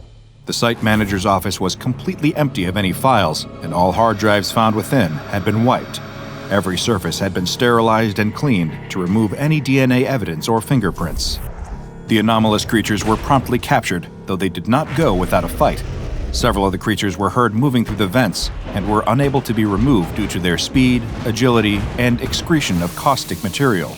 In the underground laboratory spaces of the facility, the Foundation agents discovered glass tubes filled with amniotic fluid, in which underdeveloped specimens were being grown. Agents also discovered containment chambers made of bulletproof glass, as well as pens filled with deceased farm animals, including cows, chickens, and goats. Once the Foundation had rounded up all of the creatures, the facility was blocked off from the outside world and given the official designation SCP-3325. SCP-3325 is an abandoned facility belonging to Real Characters Industries. The facility includes a recording studio, a series of underground laboratories, staff living quarters, storage, containment areas, and an industrial-grade incinerator. There are also several administrative areas, as well as a helipad on the structure's roof. The containment areas are home to a collection of biologically engineered organisms that bear a cursory resemblance to puppets or human beings wearing plush costumes, like those seen on children's television shows. For research purposes, these organisms have been designated SCP-3325-1. Despite their colorful appearance, which could even be mistaken for inviting and wholesome from a distance, instances of SCP-3325-1 are incredibly hostile to humans and any other organisms outside their own species. Though they are vulnerable to attacks with conventional weapons, these creatures lack any sense of pain and will continue to go after an intended target until they are effectively destroyed. In addition to their penchant for aggression, the instances of SCP-3325-1 are carnivorous and will eat any meat they are given access to. Thankfully, these organisms lack reproductive organs, so there won't be any baby plush monsters running around anytime soon. Instances of SCP-3325-1 behave in an unpredictable manner, though their most common activities are either staring at personnel blankly for long stretches of time, attempting to attack them, or repeating assorted canned children's television-friendly phrases in voices that Foundation personnel have described as unsettling and disturbing. Over the course of the initial discovery and containment of SCP-3325, SCP Foundation staff created an observation log describing all known types of SCP-3325-1. The breakdown is as follows. SCP-3325-1A. Long-necked avian organism with feathers, 3 meters tall. Its wings are redundant, unable to facilitate flight. Instances are able to reach a speed of approximately 72 kilometers an hour. Aggressive behavior patterns are similar to that of a cassowary. Instance frequently damages its beak by running into objects. Color varies. I've encountered cassowaries before while conducting field research, and let me just say, the dinosaurs never really did die out. They live on in those monstrous birds. But I digress. SCP-3325-1B. Bipedal reptilian organism, observed in colors of purple, green, and yellow. SCP-3325-1C. Bipedal organism covered in fur, 1 meter tall, able to sprint at speeds of around 60 kilometers an hour, observed to attack in packs. Upon acquiring a target, an instance will vocalize a random phrase, which elicits aggressive behavior in other nearby instances. Color varies. SCP-3325-1D. Unknown organism that hides in vents. Object is able to secrete and project a corrosive fluid. The appearance of the organism is unknown. Specimens have yet to be obtained. SCP-3325-1E. Bipedal reptilian organism, 5 meters tall. Constantly sings in a distorted voice. The lyrics of its song are unintelligible, presumably due to malformed vocal cords. Only one instance has been encountered. The other observed variety of SCP-3325-1 is not one specific type of organism, but rather a collection of malformed creatures characterized by the presence of conditions that, in any other organism, would cause death shortly after, if not during, birth. These include, but are not limited to, necrosis, missing skin, tumors, additional organs in places where they shouldn't be, or other life-threatening deformations. As you might imagine, the appearance of specimens with this classification varies greatly. Following my initial research into SCP-3325, several addenda were added to the official file, consisting of several pieces of pertinent and often troubling media. The first was a brochure discovered on the floor of the facility, depicting a dissatisfied crying child standing next to a puppet, in contrast to an image of the same child laughing and clapping in the presence of an SCP-3325-1 specimen. In addition to these images, the brochure contains this text. In today's world, children are bored of animation, puppets, costumes, and even the once groundbreaking computer-generated graphics. They've seen it all. They know it's all fake. Children nowadays want more. But what is the next step in the entertainment industry? Think outside the box. We're not talking about puppets or any of those materials children know are fake. We, as humans, inherently need to associate with living, breathing creatures, not puppets or moving pictures. We're talking about real characters. Our goal is to provide children with characters that are alive, that will teach them how to manage their emotions and solve life problems realistically. You can't get more real than that. During a subsequent sweep of the facility grounds, an SCP Foundation employee discovered a videotape wedged between the wall and a large papier-mâché apple. Scrawled in pen across the tape's case were the words, "We shouldn't have played God." A transcript of the videotape's contents is included in the file's second addendum, which I will attempt to summarize for you now. The video depicts an unidentified woman standing next to a green instance of the cassowary-like avian species of SCP-3325-1. Two men stand behind the camera, directing the action. Context clues suggest that this tape was intended to serve as a demonstration of the facility's characters, possibly for potential clients or investors. At the start of the video, the woman expresses discomfort with the bird-like creature, which stares at her, still and unblinking. She is instructed to say her lines as scripted, but when action is called and the actress begins to speak, the creature bites her arm. One of the men steps in front of the camera to intervene, but the entity does not respond to his commands.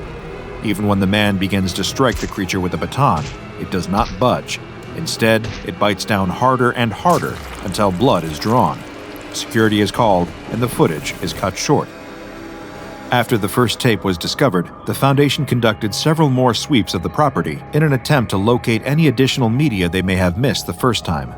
During a search of the security room, an officer's backpack was located.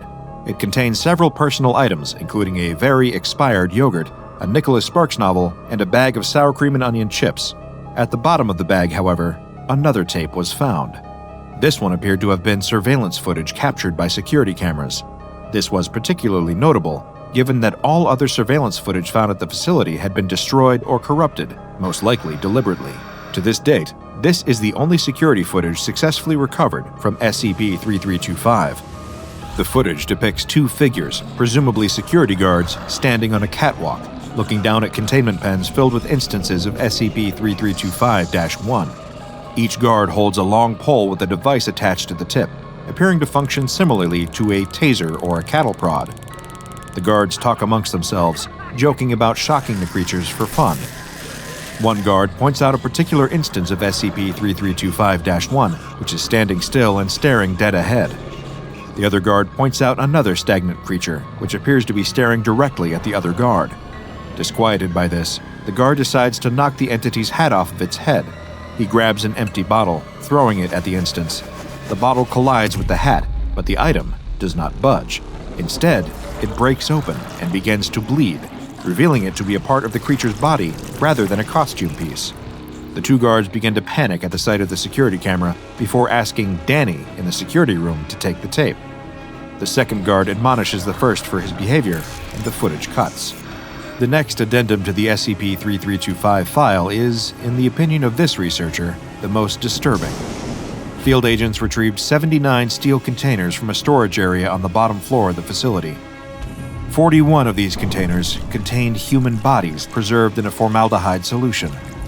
Additionally, each container had documents attached detailing each person's name and position at the company, as well as the cause of their death. Causes of death listed included mauling, organ failure, necrosis, and scheduled termination.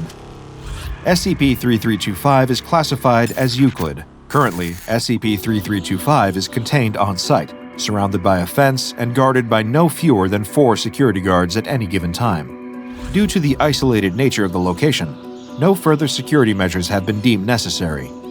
As for the specimens of SCP-3325-1, they are kept in large animal containment cells at a research sector whose precise designation has been redacted from official files. Each of these containment cells has an audio recording device inside. Each specimen is to be fed twice a day on a diet of raw meat, and no direct interaction between research staff and these specimens is permitted without first tranquilizing the entity. The effort to locate and contain all pieces of equipment associated with SCP-3325, as well as any documents pertaining to it, is an ongoing project. At this time, it's uncertain if any of us will ever know what Real Characters Industries was up to, and when it turned from an attempt to revolutionize the children's entertainment market to something far more sinister. What did the researchers discover that signed their eventual death warrants? Was the project truly abandoned, or just moved deeper underground to a new facility staffed with fresh faces who won't ask too many questions? One thing is certain. Be wary of cuddly new characters that appear at theme parks, at birthday parties, and on-screen in the coming years. It's possible that these creatures are just actors in suits or life-size puppets, and all they want is a hug. But it's also possible that their wide, vacant eyes and friendly smiles hide an uncontrollable rage, an unpredictable intelligence, and a thirst for blood. It's late at night, and you're driving down a desolate stretch of highway somewhere in New Mexico. There's nothing out here except for you, your car, and the road. What you don't know is that you're about to encounter something. Something terrifying. There's no moon, and the sky is pitch black. Your own car is barely lighting up the dark road ahead of you. Just then, you spot something in your rearview mirror. It's a pair of headlights. There's nothing too strange about them, except that they're especially bright. Your eyes are so adjusted to the darkness that you have to look away. When you glance in the mirror again, you see that they're closer. Much closer. They must be going awfully fast. You don't know why, but something about the car behind you makes you feel uneasy. There's something off. You speed up a little. Maybe you can keep some distance from them. But the lights keep getting closer. So you speed up a little more. Still, they gain on you, growing bigger and bigger in your rearview mirror. You're getting nervous. They look like they are barreling right towards you. You floor it. The lights are able to keep up easily, though, and now they're right on your tail. No matter how fast you go, they stay right behind you. The lights are so bright and close that they're almost blinding. You're in a full-blown panic. What is going on? Now the lights are swerving back and forth behind you. What do they want? You take a sharp turn without indicating, but they follow you without difficulty. You keep your foot smashed down on the accelerator. Your engine is screaming, but they just get closer and closer. They're right on your bumper. The bright white lights burn your eyes so bad that you swat at the rearview mirror to point it down. You look up just in time to see the deer standing in the middle of the road. You slam on your brakes as hard as you can. Your tires squeal loudly in the night, and you brace yourself to both hit the deer and get rear-ended from behind. You stop inches from the deer as something incredible happens. The two headlights seem to split, passing by you on either side of your car. You and the deer lock eyes for a split second as if you're both thinking, "What was that?" before the deer hops away into the night. You don't know what's happening, but you're not going to wait around to find out. You throw the car in reverse and hit the gas before whipping it around 180 degrees. You can't remember how far the last town was, but there's no chance you're going in the direction of those lights. You drive as fast as you can, checking your mirror constantly to see if anything is behind you. Nothing. Just darkness. Maybe you're finally safe. No, they're right in front of you. The lights somehow appear out of nowhere right in front of your car. You turn the wheel hard to avoid a head-on collision and you go flying off the road, smashing your head against the window as the car goes flipping and rolling and tumbling. The car comes to a stop 100 feet off the road, upside down, with a lone blinking turn signal dimly lighting up the surrounding field. A single headlight approaches the car, but it's not moving like a vehicle. It's moving like an animal. You're concussed from the accident, and your vision is starting to fade. The last thing you see is a second light approaching. The next morning, The local sheriff is investigating the scene of a single car accident. Curiously, there's no body, just a few scraps of clothing and a pair of tennis shoes sitting neatly in the upside-down roof of the car. Strangest, though, are the childlike handprints all over the dirty car door. The sheriff doesn't know what to think.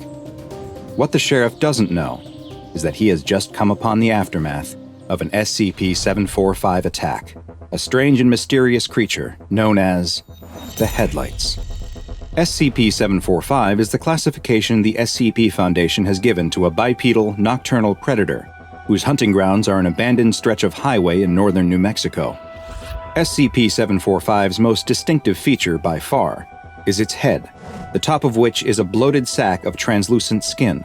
There are no visible sensory organs present on the head, nor does it appear to have a solid skull, and the creature's brain can be directly seen through the semi-transparent skin, which is covered in a web of bioluminescent organs.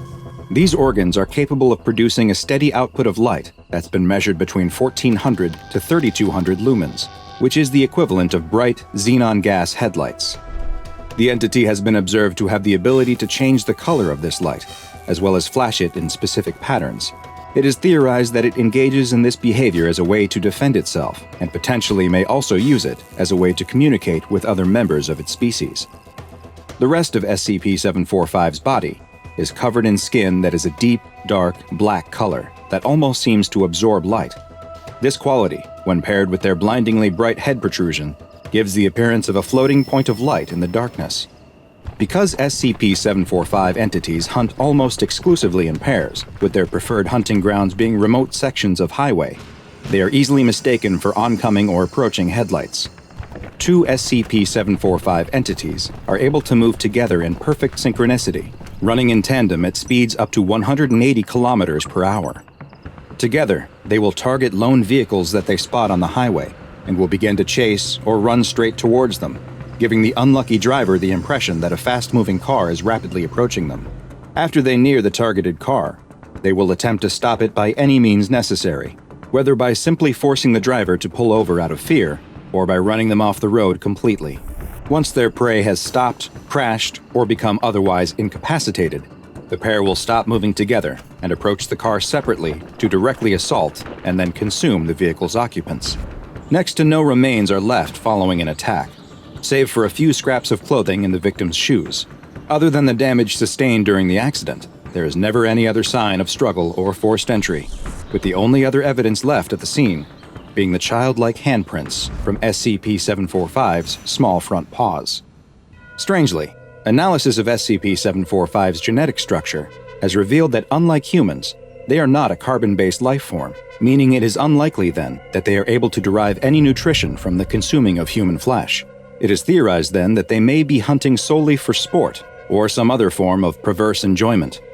This question remains unanswered, as currently there are no recorded observations of SCP-745 feeding in the wild, as successful attacks have never left any witnesses, and specimens captured by the SCP Foundation refuse to eat it all.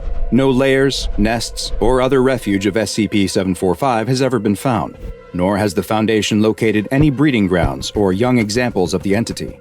It's unknown how or if they reproduce, or when they may have first appeared. What is known is that they had established a wide hunting territory across the American Southwest until Foundation teams began a program to thin their numbers in the 1960s. The effort appears to have been successful so far, and all recent sightings of SCP-745 have been limited to a specific stretch of highway in northern New Mexico. SCP-745 has been classified as Euclid, and in order to limit potential exposure to civilians, the Foundation has purchased the land surrounding the highway, with traffic being redirected to other roads. Foundation security teams disguised as highway patrol officers are to remove any trespassers or lost travelers who accidentally find themselves on the dangerous stretch of highway. The security teams are also tasked with attempting to capture any instances of SCP-745 that they can, and any recovered creatures, live or dead, are to be loaded into Class 3 BCU storage containers and transferred to Site-17 for further study. Containment procedures that are able to preserve living specimens are still being researched, and currently, no examples of SCP-745 have survived for more than a week in captivity. However, seeing as there have been no new sightings of SCP-745 outside of the isolated and monitored stretch of highway, and all reports of phantom lights elsewhere in the country have not pointed to evidence of additional SCP-745 outbreaks. They are considered to be effectively contained. A businessman steps out of his hotel room holding a silver ice bucket. He looks up and down the empty hallway until he spots what he was searching for: an ice machine. He slips his room key into his pocket and heads down the hall towards the machine. As he waits for the machine to fill his bucket with ice, he glances around and spots something. There at the end of the hall, it looks like someone is sticking their head out from around the corner, watching him. But then they suddenly disappear. He doesn't think much of it. It's probably just some kid playing around. His ice bucket is only a quarter full. These old machines can be really slow. He looks around again and sees the same head poking around the corner, looking at him. He thinks it might be a young girl, but as he squints to get a better look, she disappears around the corner once again. The ice machine finally finishes filling his bucket.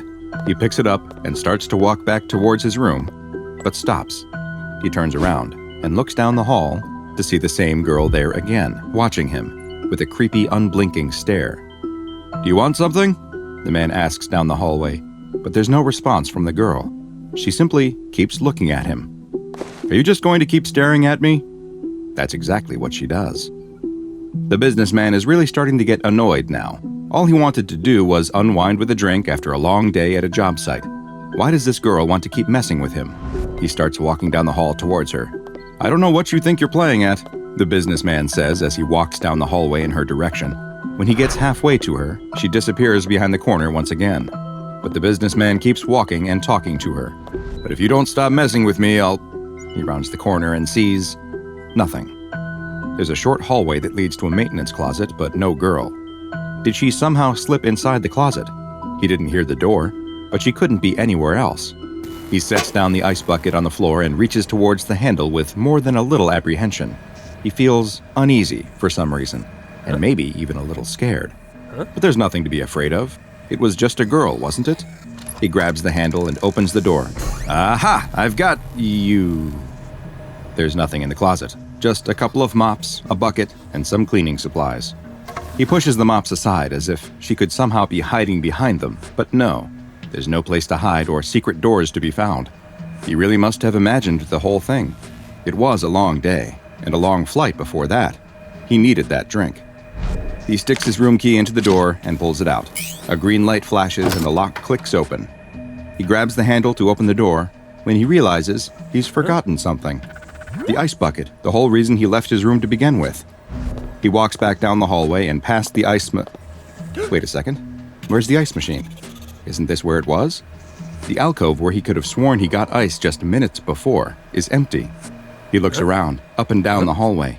Did he somehow get turned around? He walks to the end of the hall and turns the corner. Sitting there on the floor in front of the maintenance closet door is the ice bucket.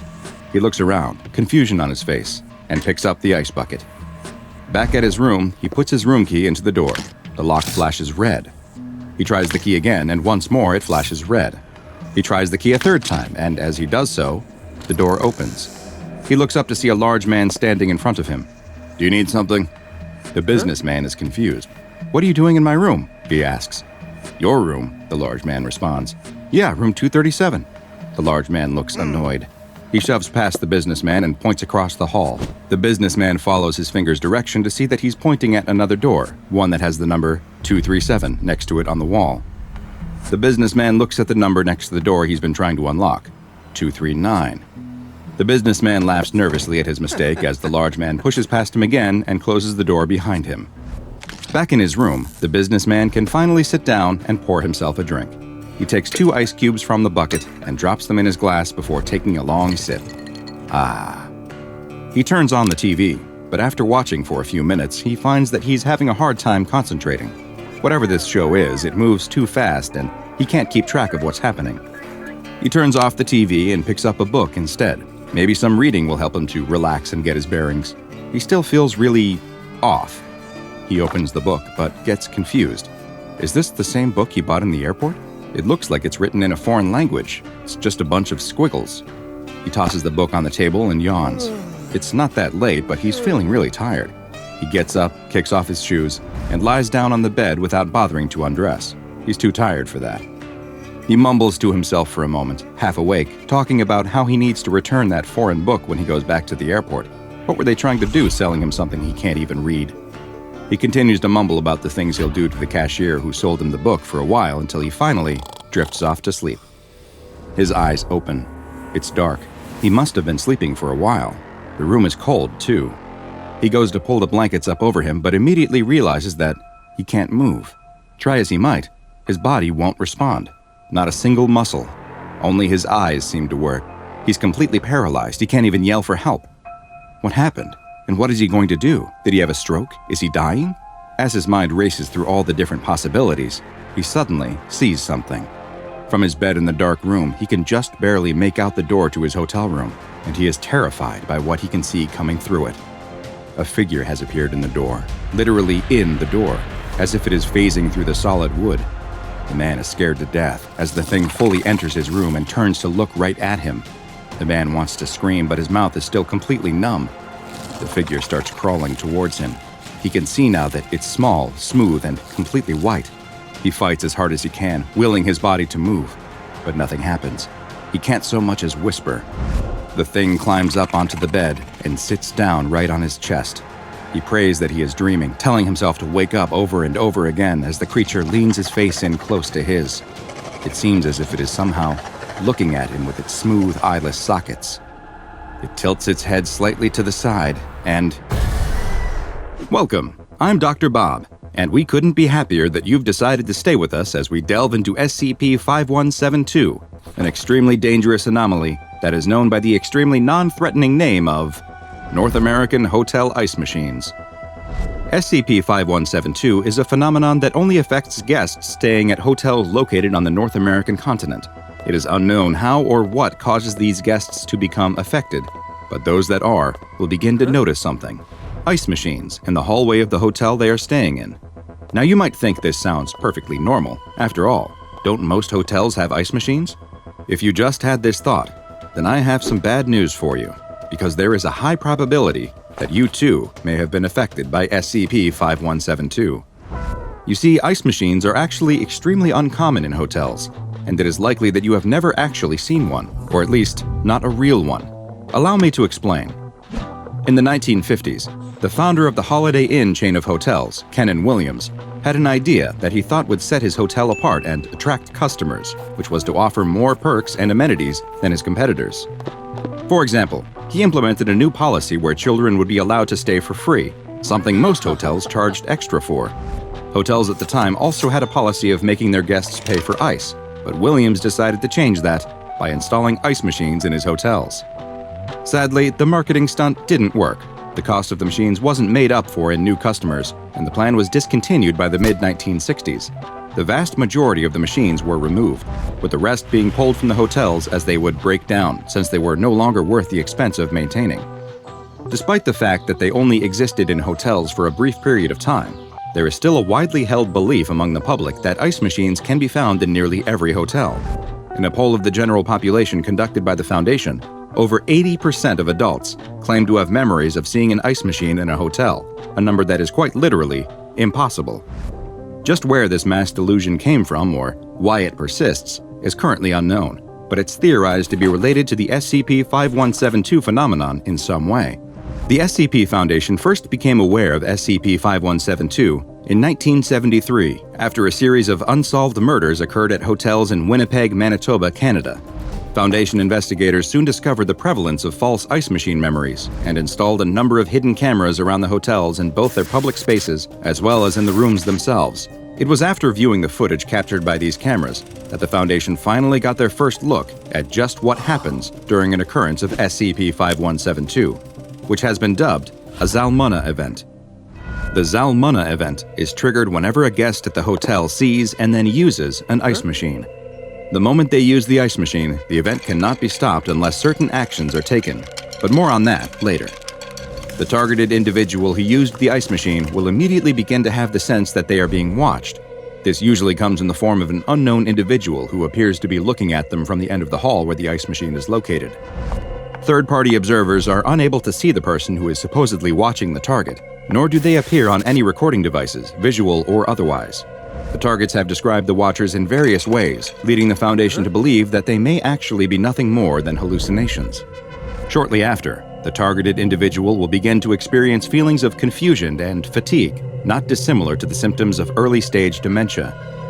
The longer it takes the target to return to their hotel room, the more pronounced these feelings will become, and they will soon have issues completing everyday tasks and will experience short-term memory loss. Despite these feelings of fatigue and disorientation, targets report that their mind feels too active to fall asleep, anywhere other than a hotel room bed, that is. This feeling will usually cause the target to seek out their own hotel room, though they may have difficulty finding it due to their confused state. They don't need to sleep in their own room for the next stage of the Zalmunna event to be triggered, though. Sleeping in any hotel room will do. Once the target lies down in a hotel room bed, they will immediately enter the hypnagogic state, which is the confusing and dreamlike state that one experiences in between full sleep and waking. The temperature of the room will begin to lower during this period as well, until it reaches approximately 11 degrees Celsius or 51.8 degrees Fahrenheit. After about an hour, the target will enter a state of deep sleep, at which point SCP-5172-1 will finally make its appearance. The humanoid-like entity is quite diminutive in size, standing just 4 feet tall and appearing to weigh a little over 60 pounds. Its arms are twice as long as normal humans, though, and the top of its head is enlarged as well. Though it is not visible to observers present in the room, cameras are able to record the creature. After phasing through the door of the hotel room, the 5172-1 entity will begin crawling towards the sleeping person, who will wake up to find that they are in a state of sleep paralysis. The entity will climb up onto the bed and sit on the person's chest. It will move its smooth-skinned face close to the target's before opening its mouth, revealing a long, thin, proboscis-like appendage that it inserts into the target's eye socket. It's long been theorized that it may be administering some type of paralytic or anesthesia directly into the brain, so that it can then engage in the next stage of the Zalmunna event: harvesting. The 5172-1 entity's chest then opens to reveal a pair of tools. It will take the tools out of its chest and use them to begin extracting 4-centimeter cubes directly from the target's body. Flesh, muscle, organs, and even bone will all be cut and scooped out with the same ease, which it then places inside of its own chest cavity. While it starts the process extremely slow, collecting just 2 cubes per minute at first, it quickly ups its pace to as many as 50 cubes per minute, leading to the entire harvesting process typically lasting 2 to 3 hours. Once it has finished harvesting, the creature will simply place its tools back inside its chest cavity, crawl back towards the hotel room door, and phase through it once more. But the horror is far from over. SCP-5172-1 collects all of the organic material from the target during the harvesting process, all except for the central nervous system, which includes the spinal cord, peripheral nerves, the retinas, and the brain. These are left lying on the hotel room bed after 5172-1 carefully cut and scooped around them. And the truly horrifying aspect of the Zalmunna event is that the target is still alive at this point and will continue to live for several more hours in this condition. Even worse, reports from targets who had the Zalmunna event interrupted while in the middle of the harvesting process described being fully conscious the entire time.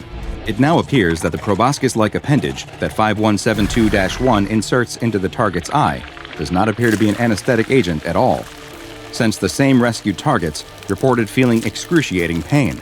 Instead, it seems that the purpose of the entity's appendage is to ensure that the victim stays conscious through the whole process, fully aware of each cube being removed from their body, helpless to do a thing to stop it. As mentioned, the triggering of a Zalmunna event is not a guaranteed death sentence and can be stopped. While much faster than humans, SCP-5172-1 entities aren't especially strong and sustain damage much like a human would. Once it begins harvesting, the entity will become visible to others and can be terminated by the same methods that would kill a human, such as with gunshots or stab wounds. However, simply killing the entity isn't enough. The affected ice machine must be physically removed from the premises in order to prevent a new instance of SCP-5172-1 from materializing. Once triggered through the use of an affected ice machine, the only way to completely stop a Zalmunna event is for the target to leave the hotel and sleep in a private residence, which will prevent SCP-5172-1 from appearing. If the target sleeps in any bed in the same or even a different hotel, the event will continue. Efforts are underway to better understand SCP-5172-1 entities by capturing a live specimen, but so far, all attempts have resulted in failure. Captured entities are capable of manifesting their tools and cutting out of containment, while all attempts at binding or otherwise tying down the creatures has led to them dying within several minutes. Autopsies of dead instances have revealed that, like us, they have a circulatory system, though its heart is located in its head, which explains how they can be killed by being shot or stabbed, but they lack respiratory and digestive organs. As you can imagine, the existence of SCP-5172 presents a problem for Foundation personnel and their business travel. Agents who must stay in hotels rather than SCP safe houses are briefed on the anomaly and required to wear heart rate monitors that can detect when an elevated heart rate occurs that may be connected to a Zalmunna event. Social media, text messages, and other forms of communication from devices that are connected to hotel Wi-Fi systems are monitored at all times for any references to ice machines, and any mention triggers the dispatching of a containment team to the site who will attempt to identify and remove both the ice machine and the targeted individual from the premises. All ice machines discovered at locations thought to be affected by SCP-5172 are then relocated to Site 30.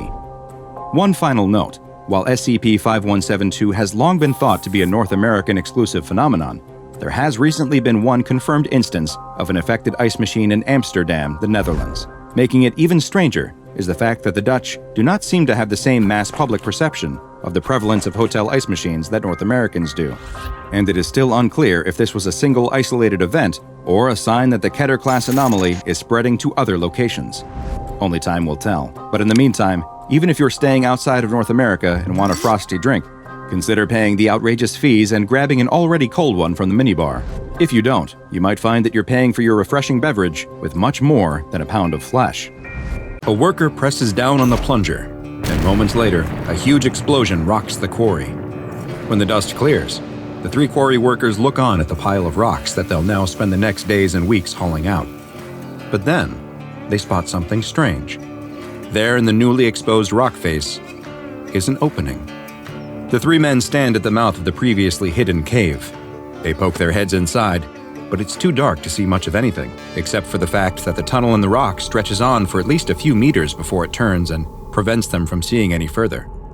One of the quarry workers slaps his coworker on the back and dares him to go inside and check it out.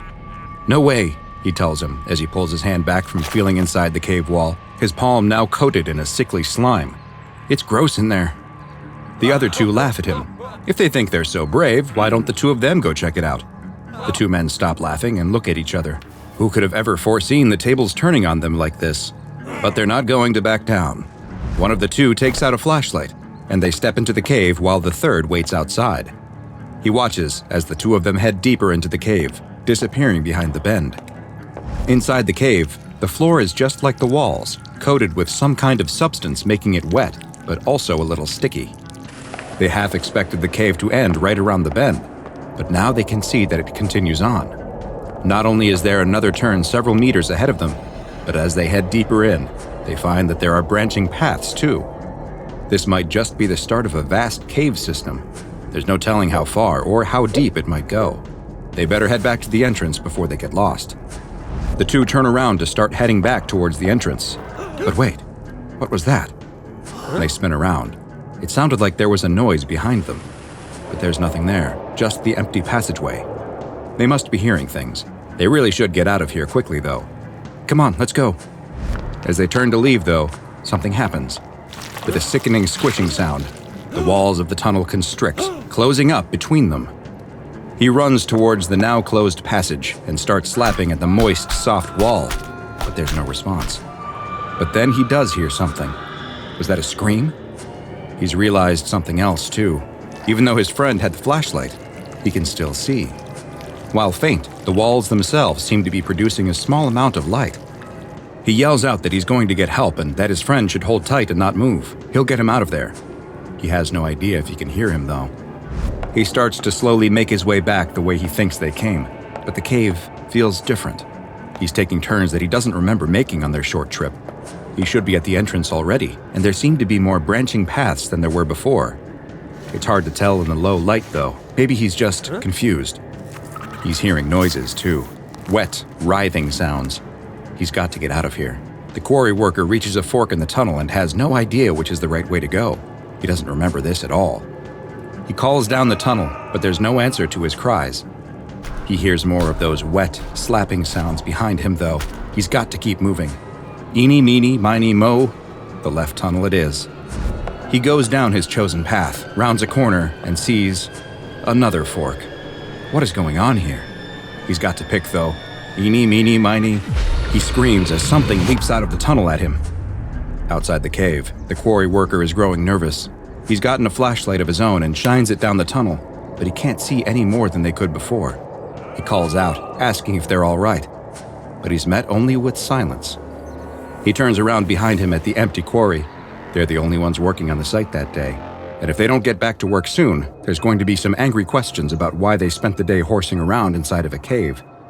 As much as he hates the idea, he's got to go in there and get them out. He enters the cave and goes around the first bend. He too notices how oddly sticky and slimy every surface is, but he has to press on. Maybe they were hurt and needed his help.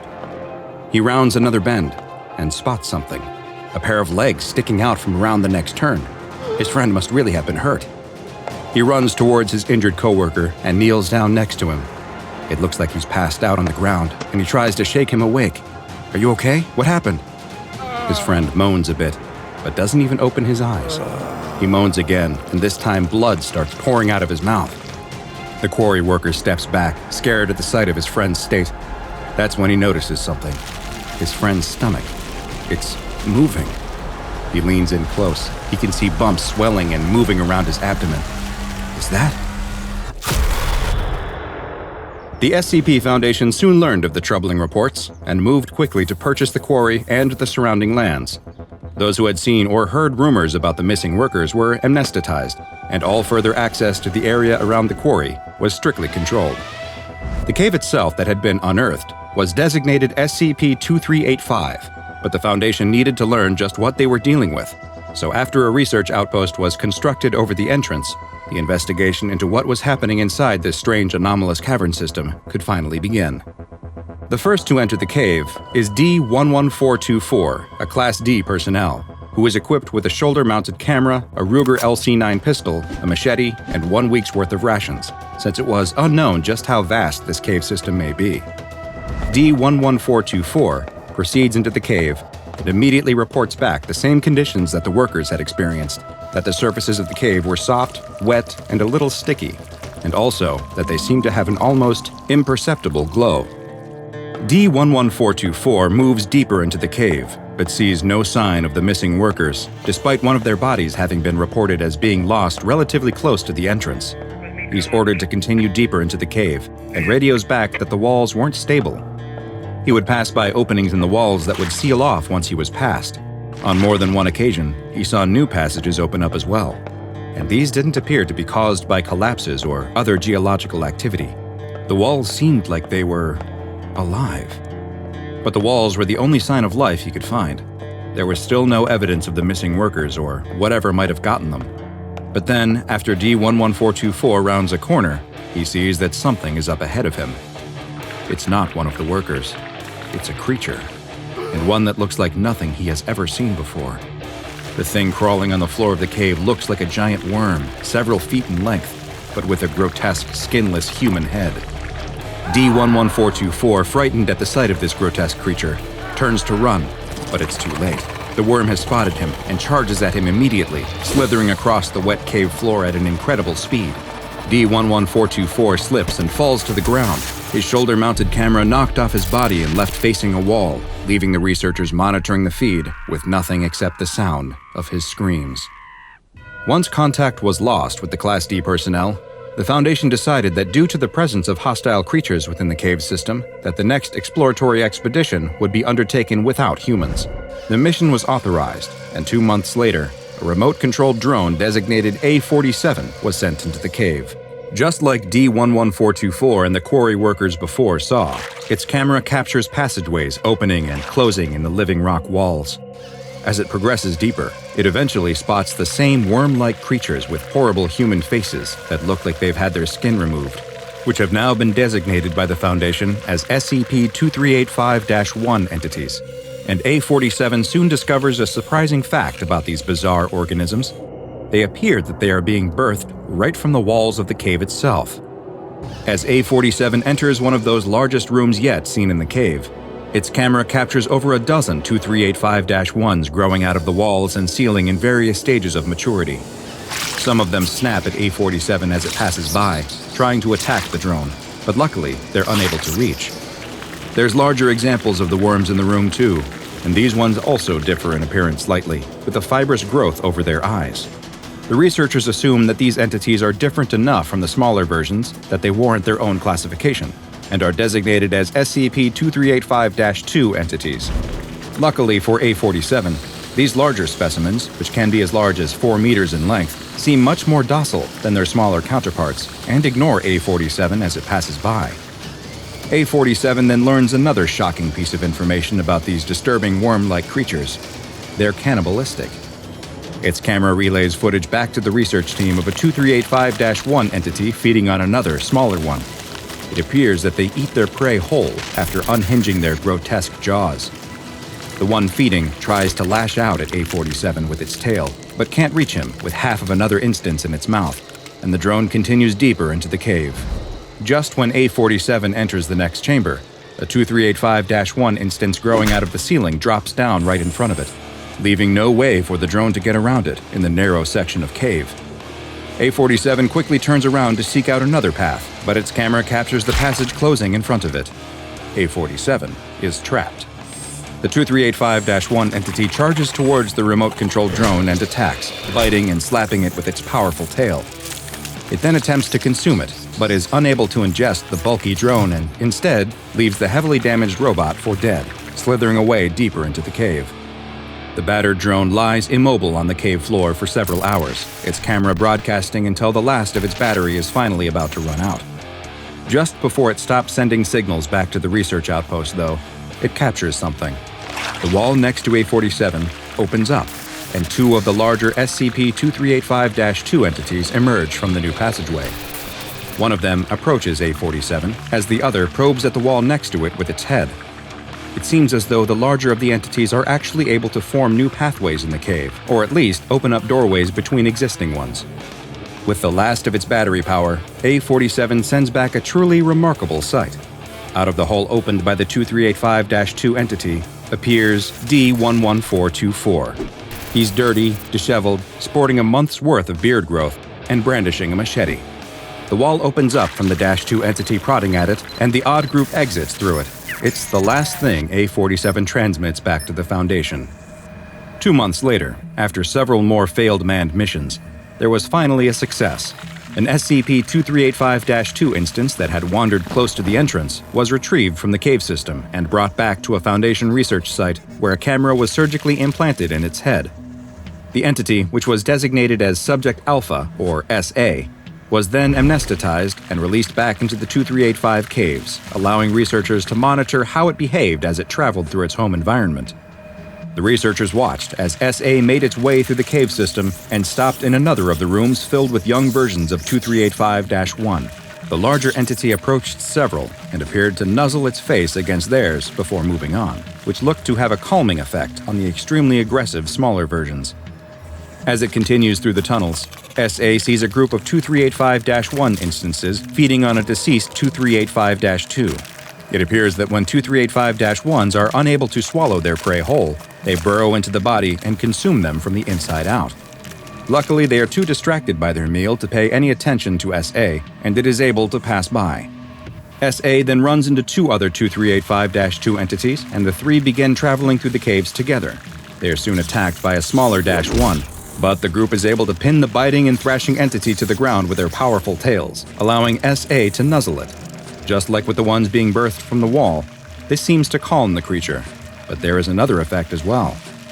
As the 2385-1 entity becomes more docile, the same fibrous growths that can be seen on the larger 2385-2 entities start to grow over its eyes. Is this how 2385-2s are created? The group of -2s continues their journey through the tunnels, often stopping to prod at the walls to open new pathways. It appears that they are searching for something, looking around each new room they enter before moving on. Eventually, they run into something. but it doesn't appear to be what they wanted to find. They enter a new section of cave, and blocking the path in front of them is the largest SCP-2385-1 entity yet recorded. It's as big as the -2s at over 7 meters in length and weighing an estimated 400 kilograms. It appears to be extremely hostile, but the -2s seem to instinctively know that the only way forward is to go past this massive -1. The trio nuzzles their heads together as if they are saying one final goodbye before one of the -2s charges straight ahead. The -1 attacks and quickly incapacitates it with its powerful tail and snapping jaws. It begins feeding on the -2, giving SA and its one remaining companion the time they need to get past. As the now duo moves past, the other is attacked from a side tunnel by a group of regular-sized but ferocious -1s. SA can't do anything to help. It seems to pick up the pace and continues on, but as it rounds a corner, it comes face-to-face with another large -1 instance. It turns down a side tunnel to avoid it, but finds itself in a dead end. It prods at the wall as the -1 rushes towards it, but no new passageways open. It turns around, seemingly resigned to its fate as the -1 begins attacking. But just then, something else appears in the tunnel coming towards them.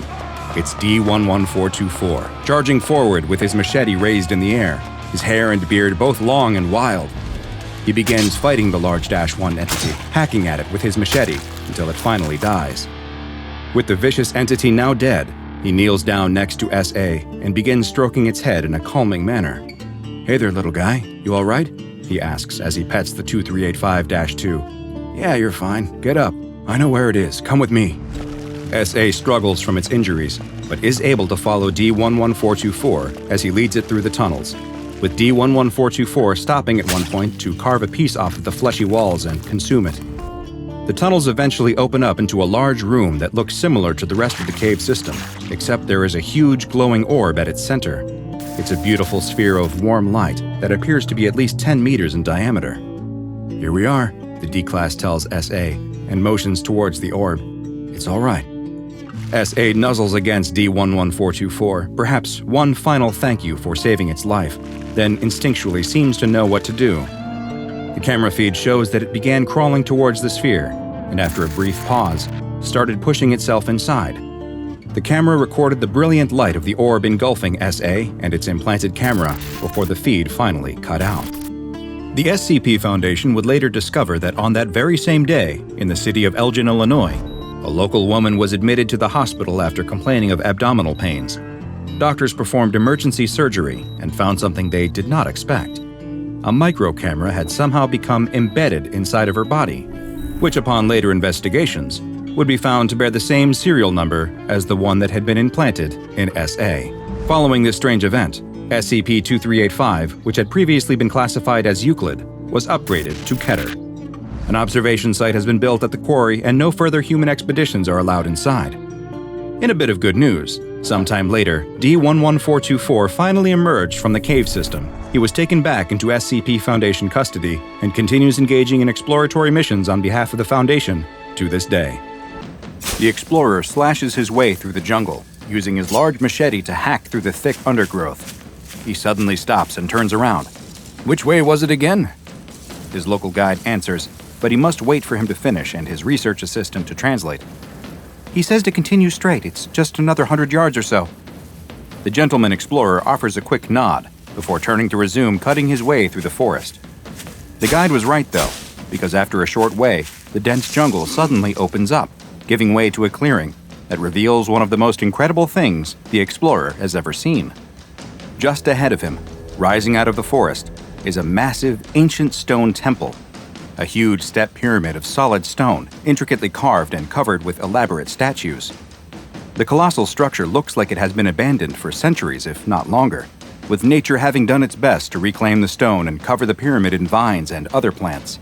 The team approaches the temple, but stops in front of a stone monument that stands in front of it. The explorer traces its carved lines with his finger, knocking the dirt away to reveal its weathered pictograph. It appears to depict a sort of creature, but with large spread wings instead of arms. Perhaps a kind of ritualistic garb, the explorer says to his assistant. The assistant hastily scribbles in her notebook, trying to document everything she can. Yes, this is definitely a priest-like figure of some kind. Maybe a leader of this temple thanks to the connection he shares to their... The explorer's musings are interrupted by his guide, who he angrily spins around to face. Yes, what? What is it? His research assistant translates for him as usual. He says that we should go no further, that it's too dangerous. Nonsense, replies the explorer.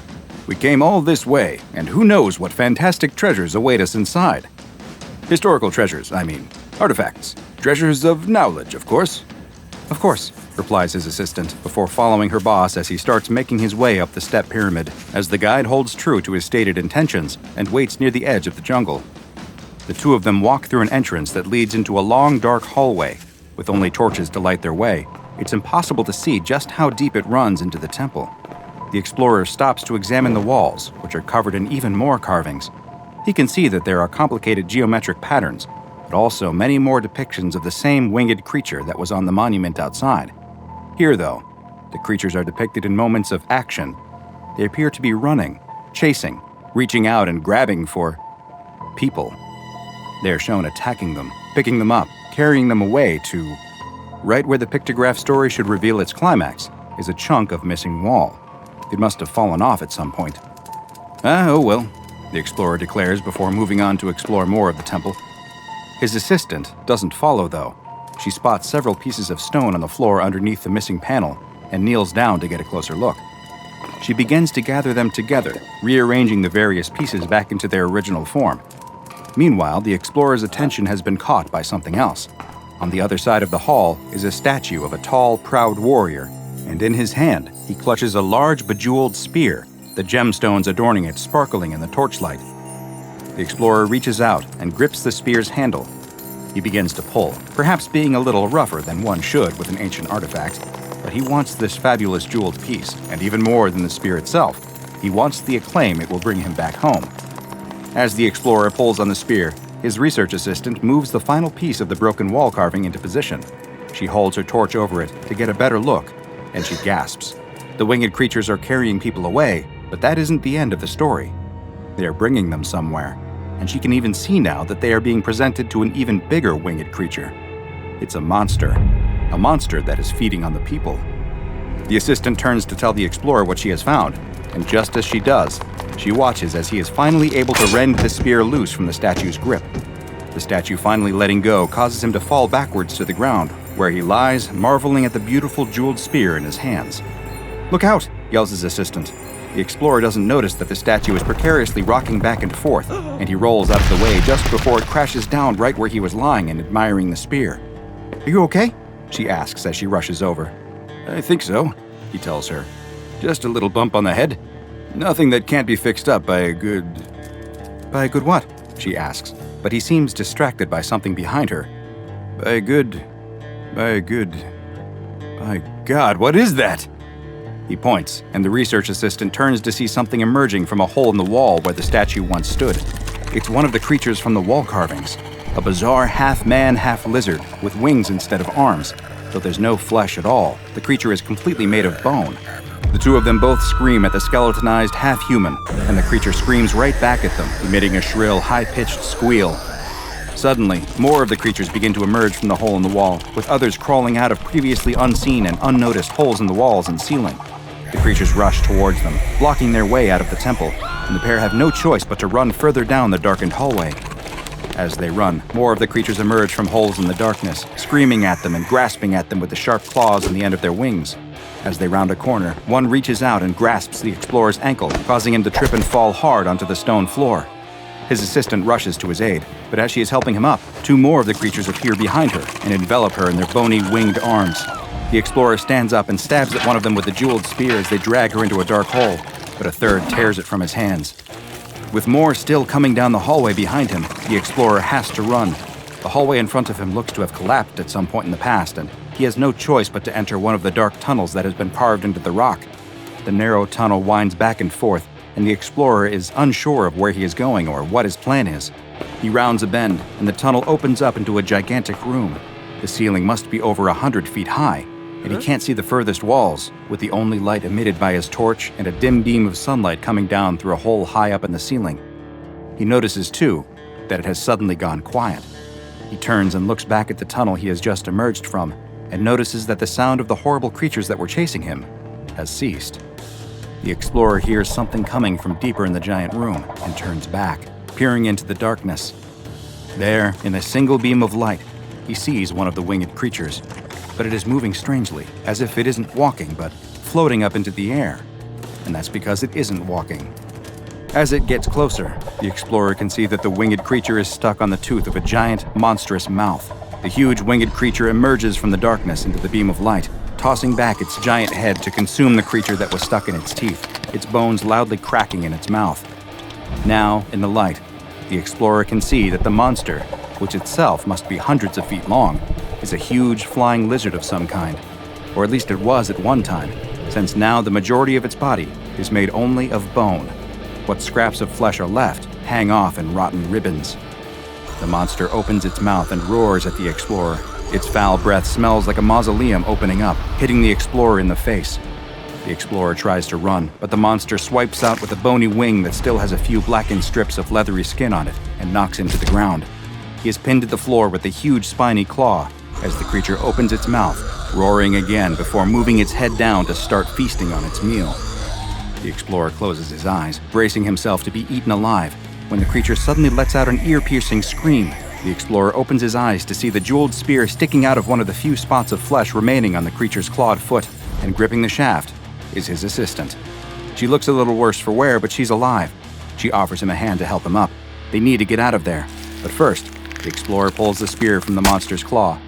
The two start running, doing everything they can to avoid the monster as it claws and swipes at them. They spot an illuminated opening at the other end of the vast room, and with no other option, start heading towards it. As they get closer, they can see it's just what they needed: daylight, escape. They both slide to a stop at the cusp of the opening, nearly tumbling over the edge. On the other side, the tunnel opening up out of the side of the temple gives way to nothing but air and a drop of hundreds of feet down to the jungle below. They turn to see the monster still rushing towards them, and without time to think any longer, they both jump, just seconds before the creature snaps its bony jaws in the place where they were standing. It's too big to fit anything more than its mouth out the door, and it howls and screams as they fall through the air before crashing into the ground below.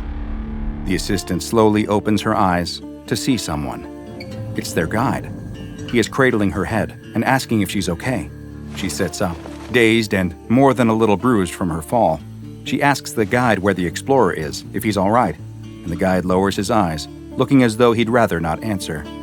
He points next to them without looking, and the assistant turns to see the explorer lying on the ground a few feet away from them, his body impaled on the jeweled spear.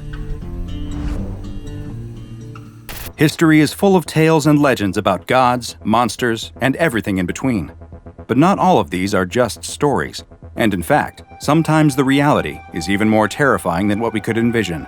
And that is exactly the case when it comes to SCP-4959, also known as the Teotihuacan Pterodactylactery. SCP-4959 is a huge creature that resembles a pterosaur, which were flying reptiles that existed during the Mesozoic era. While pterosaurs have been extinct for millions of years, SCP-4959 is very much alive, or at the very least, animate. This massive anomaly, whose wingspan stretches approximately 50 meters, is in a living state of decomposition, with roughly 70% of its flesh having rotted or otherwise fallen away, leaving only small patches of skin and decaying tissue clinging to its bones. The flesh that does remain shows no signs of further decomposition, though, as if it is permanently locked into this specific stage of advanced decay. Tests of 4959's flesh have shown no apparent abnormalities, save for a slightly higher than expected concentration of iridium. Its eyes are no longer present, but the eye sockets somehow shine with a bright green light, though the source of this luminescence is unknown. When angered, the creature also emits a multicolored corona of fire from its wings, skull, and neck. SCP-4959 was discovered in a gigantic chamber beneath the Temple of the Feathered Serpent in Teotihuacan, Mexico. A number of tunnels connect to the chamber, and these, too, are anything but empty. Lurking within the temple's many twisting passages are entities that have been designated SCP-4959-A. These humanoid-sized creatures appear to be constructed of various human and pterosaur bones, creating an all-new creature that is an amalgamation of both. The bones are connected to a central stone-like heart, but it is unknown if this heart was carved from stone, or if it was at one time a real heart that turned to stone through a process of ossification. nor is it fully understood just how the bones are connected to it or stay together. The 4959-A entities also have a number of varying adornments on their bodies, which can include strips of decayed fabric, feathers, and precious stones that resemble those worn by the indigenous people who resided in the area many centuries ago. SCP-4959 is carnivorous, though it is unknown if it requires or simply desires to feed. Regardless, it seems to be the task of the SCP-4959-A entities to bring it meals, since the 4959 creature itself is too large to leave its chamber beneath the temple. The hallways and passages that originally connected the temple to the chamber housing SCP-4959 have all collapsed, and the only tunnels now leading to it were most likely dug into the rock and earth by the 4959-A entities. They searched through these tunnels, most often working at night, looking for small animals like birds and lizards, but also occasionally finding a larger animal or even a human who has somehow found themselves inside. They will then bring their live prey directly to the giant pterosaur, offering them up as both a meal and a sacrifice. SCP-4959 will then proceed to eat the prey whole, sometimes consuming the 4959-A entity at the same time as well. The temple itself is covered in carvings and murals that give numerous hints as to the origin of SCP-4959. While it is unknown just how it got there, it appears as though the local people discovered the creature within its chamber and regarded it as an avatar of their feathered serpent god, or perhaps another unknown deity. A temple was constructed at the site, and they soon began making sacrifices to the god creature that lived beneath, starting with small animals but then progressing to human sacrifices on important holy days. There is also something else shown in the murals that looks to be of great importance. It seems as though SCP-4959 possessed a sort of heart, which is depicted as a large gemstone, described as being red as blood and bright as the rising sun. This gemstone was previously housed at the pinnacle of the temple, though its current location is unknown. Following intense study of the site by SCP Foundation historians, a narrative was pieced together that may explain at least some of what happened there. It seems as though there was an uprising within the local population in roughly the 6th century AD. A conflict had arisen amongst the people as to whether this really was a god, or something else, something evil. Those who doubted the deific origins of SCP-4959 wrested control of the temple and journeyed into its depths to attempt to kill the creature. The many scorch marks on the wall are a testament to the battle that likely took place, and while they suffered many losses, it appears as though they were at least able to seal the chamber shut. It is currently unknown what became of the great jewel on top of the temple after this, but its location is of great interest to the Foundation, given that it may well be the source of SCP-4959's longevity. SCP-4959 has been classified as Euclid, and it continues to be contained within the chamber beneath the Temple of the Feathered Serpent, though all of the tunnel entrances leading into it have been blocked by reinforced gates. If new ones are discovered as the result of SCP-4959-A's continued tunneling, they too are to be gated and sealed. Once per week, a large live animal, most often a cow, is deposited down a shaft that leads directly to the chamber, and so far, this seems to be keeping SCP-4959 content to stay within its tomb. Just what is SCP-4959? And what are the half-man, half-pterosaur creatures who serve it? Are they former human sacrifices, now destined to live in eternity in servitude to their master? If SCP-4959 was a god at one point, the fact that we are now the ones responsible for feeding it and keeping it happy means that, in a sense, we are the ones serving it now. A young man is with a group of friends eating lunch in their college cafeteria. His friends are talking and laughing, but they soon notice that the young man has hardly said a word. He seems distracted by something. Sitting a few tables away is a young woman. She's eating by herself, and in fact, the whole table around her is empty. As he stares, one of the young man's friends leans over and tells him to snap out of it, that the young woman he is staring at is weird, and he's better off leaving her alone. The young man doesn't think she looks weird. In fact, he thinks she looks nice. Plus, he's seen her in one of his classes and she doesn't seem strange, just shy. The young man's friends watch as he gets up from his table and goes to sit across from the young woman. She seems surprised when he tells her hi, as if she doesn't know what to say back. The young man tells her that he's seen her in his anatomy class and introduces himself to her, extending a hand. After a brief moment, she returns his handshake. She's seen him in the class too. The two start talking, having one of those awkward first conversations that happen with someone you like. They talk a bit about their class. They both find it very difficult. About their majors, both pre-med, and where they live, he on campus, her off. The young man needs to get going to his next class, but he asks if she wants to study together sometime. She seems hesitant, but then agrees to at least exchange phone numbers. The young man walks away from the table with a big smile on his face. That night, the young man is studying in his dorm. His roommate asks him if he wants to come with him to a party, but the young man tells him no, he has a big test coming up and he needs to focus on it. His roommate leaves, and he checks his phone for the 100th time that night. Still no messages. Just as he sets it back on his desk, though, it chimes. There's a text, and it's from her. This stuff is really hard. Do you want to study together? The young man is excited. Of course he wants to study together. Where? Her apartment? Great! The young man doesn't waste any time, grabs his jacket and his books, and heads out. It's starting to snow lightly as he bikes to her apartment, which is a couple miles off campus. He's feeling a little nervous as he locks up his bike and walks to her door. He knocks, and the door opens. There she is, the young woman, looking just as nice as she did in the cafeteria. The young woman shows him into her apartment. She offers him a glass of wine before they sit down and get to studying. In between quizzing each other on the human circulatory system, the two chat, getting to know each other a little better. Eventually, she tells him that she has something she needs to ask him. She wants to know if he thinks she's weird. The young man is taken aback and answers no, not at all.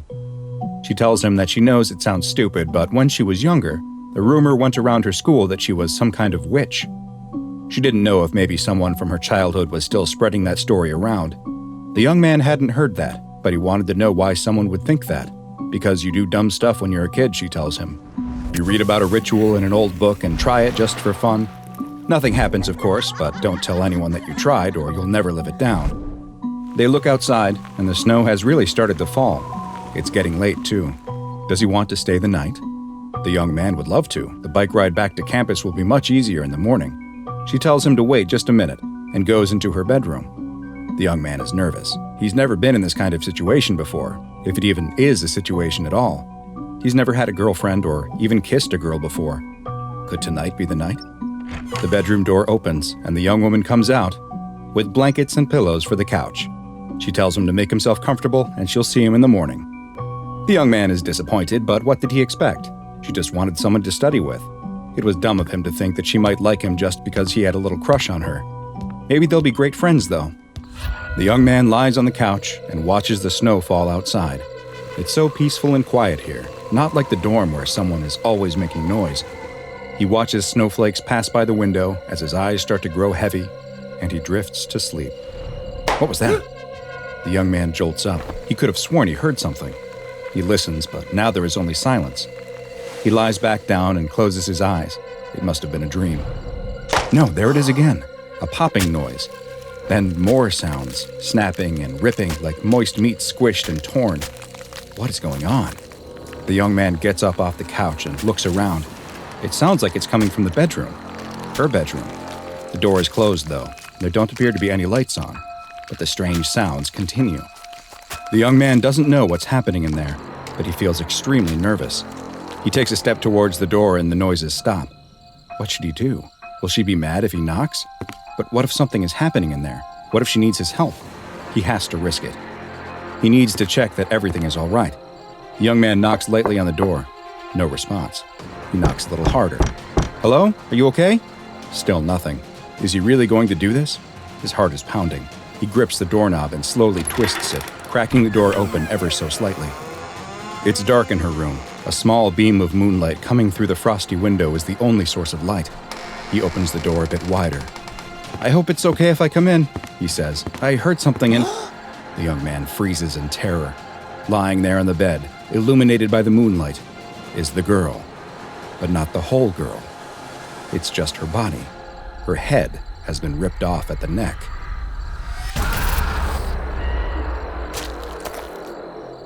Unfortunately, this student will never get ahead in his anatomy class, because even something as innocent as a study date can turn bad quickly when your partner is the strange and dangerous creature which many refer to as the Penanggalan, but is better known to the SCP Foundation as SCP-1060. SCP-1060 is the designation given to the human female, both body and head included, who answers to the name Adila. In interviews with the subject, she has reported her age as being 22 years old. and she is fluent in the Malay language, with some additional proficiency in Malaysian English, which is a form of English that, unsurprisingly, combines elements of British English and Malaysian.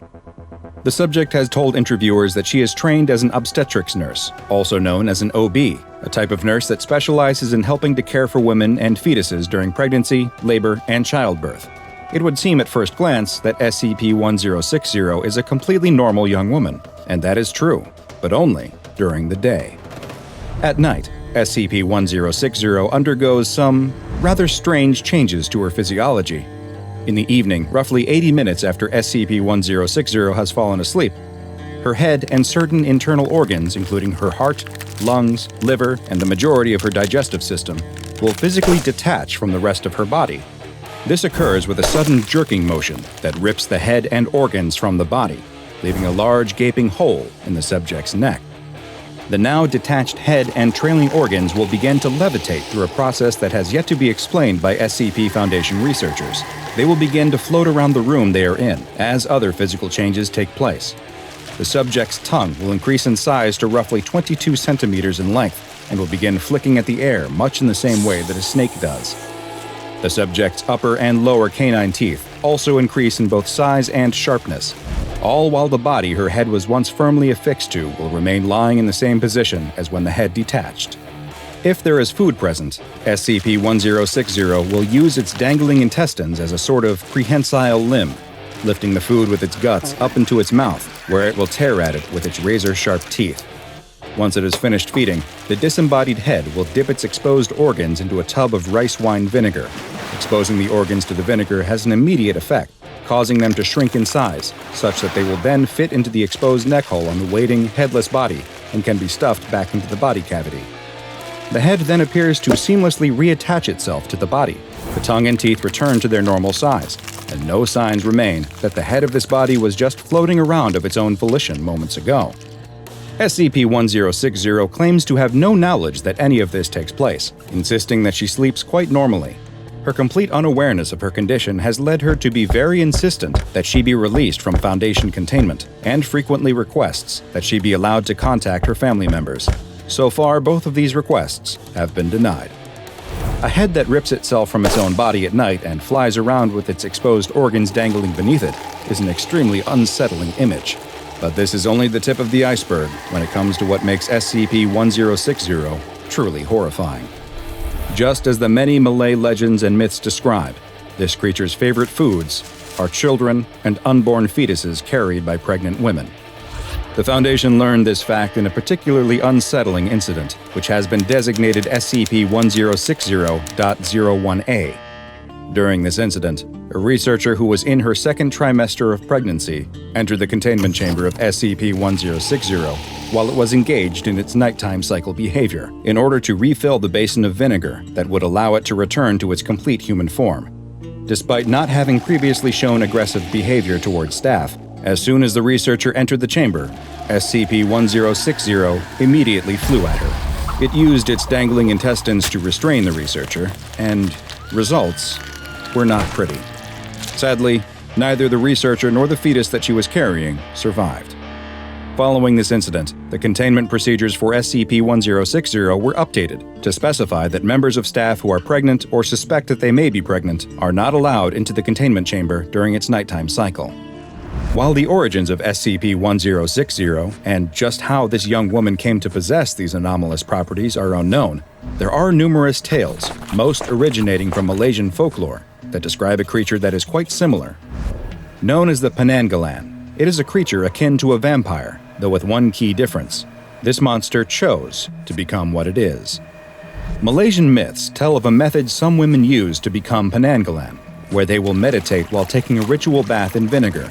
Their entire body must be submerged except for their head, and through a black magic process, they gain the ability to have their head detach from their body and turn into something that looks quite similar to SCP-1060. Some modern interpretations of the legend describe it not as a choice, but as a curse, or as the result of breaking a demonic pact, but they all have the same result for the woman in question. As SCP researchers continue to look into this bizarre and quite dangerous anomalous entity, she is kept contained in a humanoid observation and detention cell at all times in Site-33. While she is in her complete human form during the day, she is given food from the on-site cafeteria. But during her nighttime phase, she is provided with 0.8 kilograms of human placental material, and she is to have access to a basin that contains at least 4 liters of rice wine vinegar. The lack of knowledge about just what this anomaly is and the threat it poses to certain populations has led to it being classified as Euclid. And though progress has been slow, it is hoped that one day it will be better understood, and perhaps once it is, Adela can finally go home. The agent hides under the table as 3 nightmarish, warped legs stop wetly past him, all belonging to the same creature. A creature that had once been a human being. Each step makes a moist, slapping sound on the tiled floor of the laboratory. The lights went out long ago, back when the facility was first compromised. His eyes have adjusted, though seeing some of those things make him wish they hadn't. He ponders how many of those monsters are wandering the hallways, lurking in dark rooms. But he can't think about that right now. All he can try to do is remember how many shots he fired earlier. Does his Sig Sauer sidearm still have 6 bullets in the magazine, or only 3? In a high-stakes situation like this, those numbers matter. As the monster passes out of his range of vision, still hunting, he sees a drooping, fleshy limb drag along the floor behind it. He counts himself lucky that the scar tissue has already grown over the creature's eyes. It can't seem to smell him either. This might be his chance to escape. With the practiced dexterity of his physical training, he slides out from underneath the table and assesses his environment. There's only one of those things in here. It's stomping across the other side of the room, mercifully cast in shadow. He doesn't want to count the limbs. He just wants to get out of here and complete the mission, collect his prize. But as he turns to creep out, another headache strikes him. It hits with such force that his jaw locks up, and it takes everything in him not to scream. Instead, he squeezes the grip of his Sig Sauer and prays for salvation. He needs to get out of here. He needs to survive. As though the universe is answering his prayer, the headache subsides as quickly as it came on. He breathes a silent sigh of relief and takes a step forward, onto a discarded glass test tube. Crunch. The creature jerks towards him, looking with what might have once been its face. He's been spotted. He knows it. All hell is about to break loose. To most, this mission would have been a nightmare, but if you can believe it, the agent had enthusiastically volunteered. This job will either destroy his life or save it. Flashback a month. It didn't begin in a compromised Foundation containment site. It didn't begin in the briefing room or the helicopter en route. It started in a doctor's office, where a promising young agent of the SCP Foundation receives an awful diagnosis: Stage 4 cancer, an inoperable brain tumor, indicated by headaches, disordered thought, and mild seizures. Even by their most optimistic estimations, he doesn't have north of a year to live. All the monsters and maniacs he's encountered in the field, and it's some faulty genetics that sentences him to death. What a sick joke. And the punchline? He's got a pregnant wife he's about to widow, and an unborn child who's going to grow up fatherless. They throw him a condolences party at Site 19. The site director comforts him with the fact that his hefty Foundation life insurance policy will still apply if he dies of natural causes, so his family will be taken care of. He's as grateful as he can be under the circumstances, but none of it dulls the low ache that stays with him every moment of every day. The inexorable fact: he's going to die, and there's nothing he can do about it. Or is there? A few weeks after his diagnosis, he's once again called into the office by his site director. They've got a special mission, one befitting of someone in his circumstances, a dedicated and loyal dead man walking.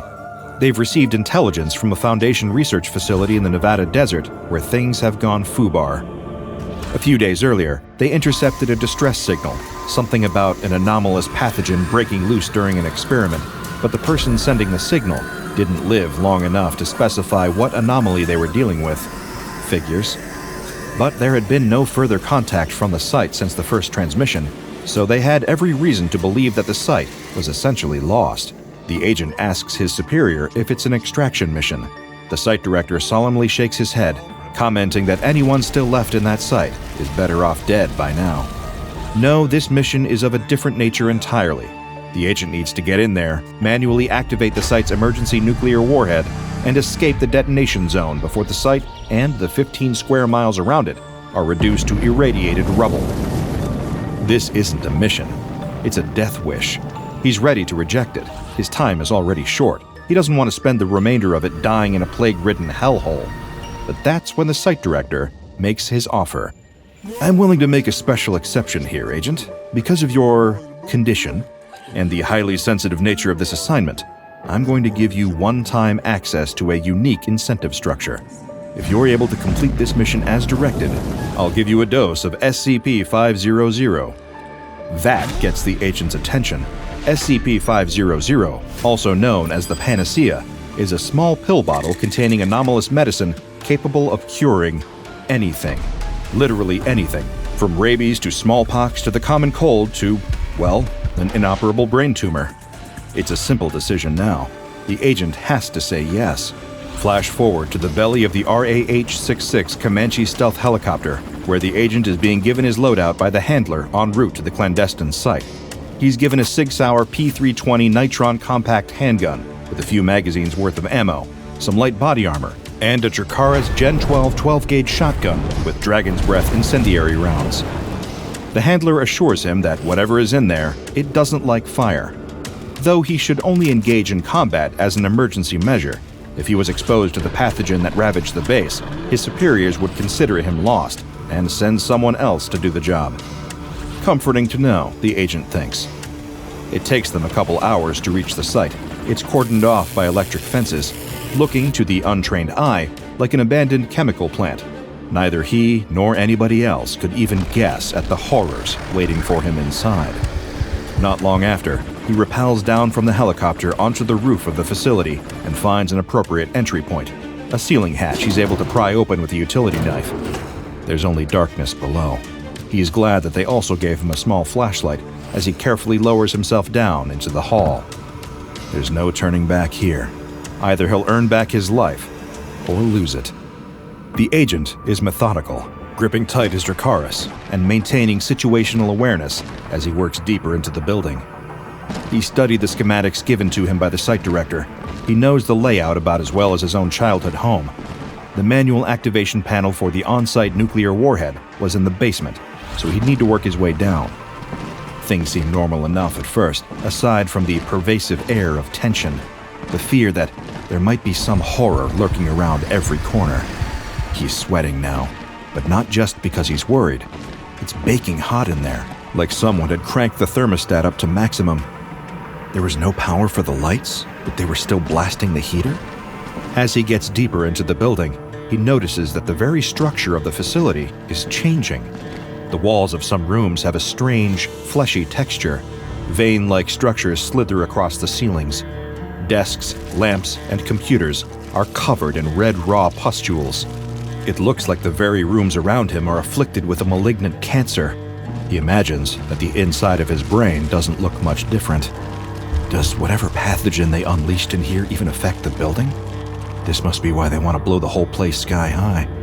His musing is interrupted by a pained whimper down one of the darkened hallways. He instinctually raises his flashlight and sees a limping human figure advancing down the hall towards him. Help me, please. He looks sicker than any man the agent has ever seen. He's dressed in the familiar lab coat of a Foundation researcher, but his face and hands have been struck down by the most revolting rashes the agent has ever seen. His skin looks like a giant, livid scab with pinprick orifices for his eyes and mouth. He's wheezing. The agent imagines the inside of his lungs look even worse. Please, you've got to get me out of here. Without warning, the infected man lunges forward, trying to close the distance between himself and the agent. He's fast, but the agent is faster. He raises his Dracaris and unleashes a Dragon's Breath round into the sick man's chest, igniting him. He drops to the ground, screaming and spasming, but without a moment's hesitation, the agent fires off another round into his head. The infected researcher dies, but that's when the real screaming starts. Alerted by the sound of the shotgun blasts, heavy footsteps erupt all around the facility, fleshy and irregular, visceral. They're all zeroing in on the agent's location, and he needs to move fast if he wants any hope of getting out of here alive and getting his cure. He finds the nearest stairwell, kicks open the door, and starts descending, jumping 3 steps at a time. There's a cacophony of awful sounds from the flights above him, but he can't stop and think about that. There is only the mission. But the inhabitants of the site have other ideas. An awful red shape bursts out of a doorway on the flight below him, freezing the agent in place with sheer horror. It looks like the vague memory of a person fused with the dumpster behind a butcher's shop. So many limbs, arms, legs, tentacles, claws, faces. A fever dream incarnate. Of course, the agent wastes no time in giving it hell. He raises his Dracaris and unleashes several Dragon's Breath blasts, lighting up the stairwell in brilliant magnesium flashes and causing the monster to scream in horror. But this thing isn't like the researcher. It has the power to fight back. A flaming tendril shoots forward and wraps around the shotgun, dragging the weapon out of the agent's hand before he can react. In the moment of clarity brought on by the shock, he hears that the monsters behind him have caught up. A legion of horribles, things that had once been human in various stages of horrid mutation. Red guts and dripping pus abound. He pulls the Sig Sauer from his holster and opens fire into the crowd, hoping to buy himself some time. There's a fire exit next to him, and he had something far worse than fire hot on his heels. The agent bursts through the door and runs as fast as he possibly can, with the victims of the anomalous pathogen trailing quickly behind him. They don't seem smart, but there's enough of them that their intelligence doesn't matter. He doesn't have the ammo to kill them all, no matter how you slice it. He needs to lose them, then get to the nuke. He finds his way into a lab to wait out the chase. We find ourselves coming full circle, back to the start of our tale. The agent, in his attempt to escape, has stepped on a test tube and alerted one of his mutant pursuers to his presence. And in case you were wondering, he did only have 3 bullets left in the Sig. The monster lets out an ear-piercing shriek that's sure to alert all the others and makes a sudden dash towards the agent. He unloads the remaining few rounds into the monster's center mass and sprints towards the door, pulling on the fire alarm on the way out. In that instant, the alarm starts blaring all across the building, sending another spike of pain through his tumor-infested head. But at least it'll make it harder for the blind among the monsters to detect him by sound. Short-term pain for long-term gain. He busts a nearby glass box with his elbow and yanks out the fire axe within. It's his only line of defense now. Remembering the schematics in his mind, he runs for his life, using the axe to ward off the shrieking, once-human beasts as best he can. Floor by floor, he descends towards the basement, never fully losing the pursuers. He runs through hall after hall, door after door, until he reaches the secure bulkhead for the basement control room and punches in the code.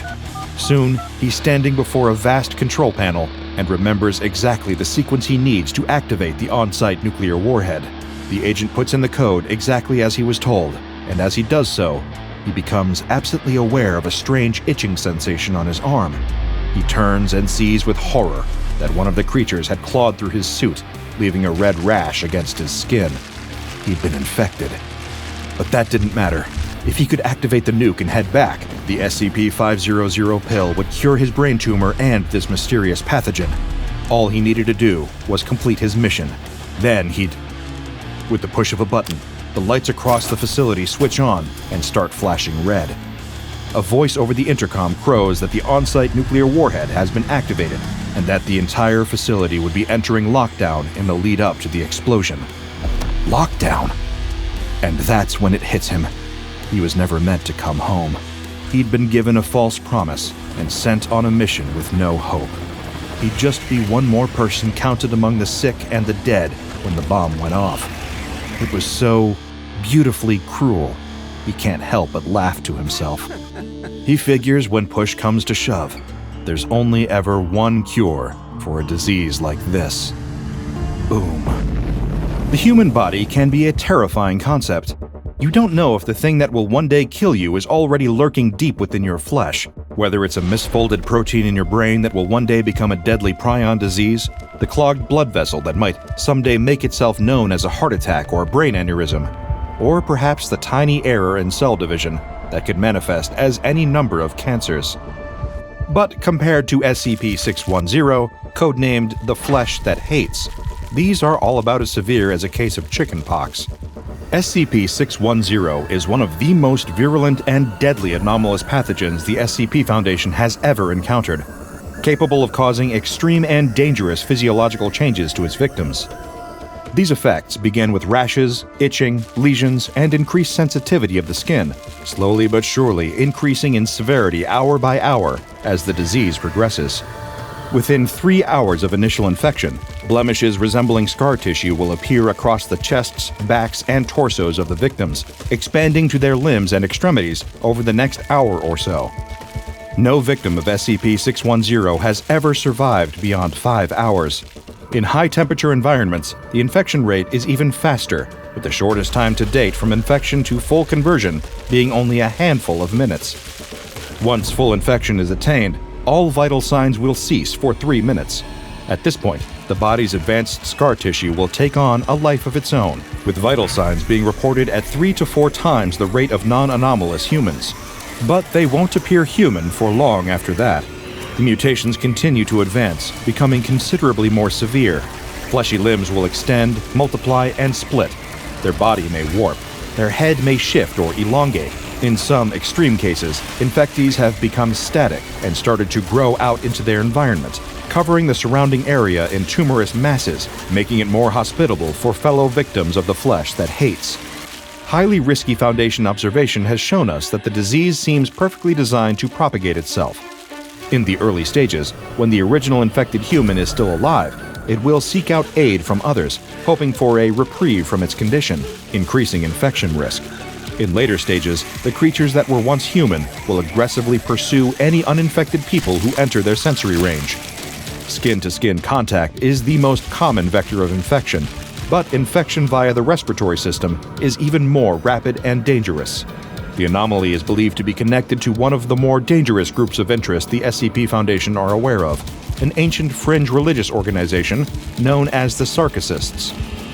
These loosely affiliated cults worship flesh, disease, and corruption in all its forms, and some of the nastier anomalies related to so-called body horror and disease can be attributed to their rituals. However, given their inclinations, it's highly unlikely that even if a connection could be proven, a Sarkissist would give up any information that might lead to the SCP Foundation synthesizing some kind of treatment or cure for SCP-610, even if the Foundation resorted to torture. In fact, knowing the Sarkissists' unconventional views on pain and suffering, they might even enjoy it. Initial reports of the flesh that hates were not actually produced by the SCP Foundation, but the Russian government.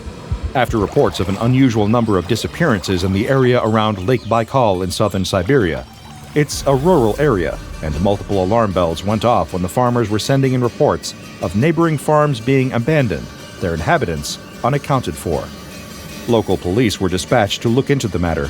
They never came back. Regional police were sent out to locate the missing local police. They disappeared too. When members of the Federal Security Service were sent in, and they failed to report back, it became clear that something out of the ordinary was going on. The Foundation were quick to cordon off the affected areas, where people infected by SCP-610 had converged into pseudo-communities. Remote robots and drones are permitted to enter these areas for observation, but aren't permitted to leave, to reduce the risk of the infection spreading. Due to both the highly contagious nature of the virus and the highly aggressive behavior of those infected, this anomaly has been given the Keter class, and a severe containment mandate to match. Because of the size of the affected areas, isolation and quarantine have been deemed the most viable containment options. If any infected creatures make their way towards the perimeter of the quarantine zone, the accepted procedure is to pepper them with small arms fire until immobile, before destroying the body with incendiary weapons or long-range explosive munitions. Even getting close to the creatures is considered too great a risk to be acceptable. Anyone infected is to be considered lost. They'll be euthanized and incinerated. Anyone within a 3-meter range of one of the infected needs to be quarantined for several hours to ensure that they haven't become a vector. Scorched Earth policies are the standard operating procedure for SCP-610. You may think that this is cruel on the Foundation's part, but it's a policy you'll agree with when you consider that the alternative is hearing a fleshy tendril slithering against your window tonight. If ever SCP-610 breached containment and reached a densely populated area, it wouldn't be long before human beings ceased to be the dominant force on this planet. As I said earlier, the human body can be a terrifying thing, and anomalies like SCP-610 can exploit this primal terror of the self, this bestial burden we all share, because it reminds us of the most frightening and universal fact about our bodies. They won't always be ours. Check out the DrBob Patreon and become a junior researcher today. Now go and watch another entry from the files of Dr. Bob, like SCP-5056, The Constant Companions.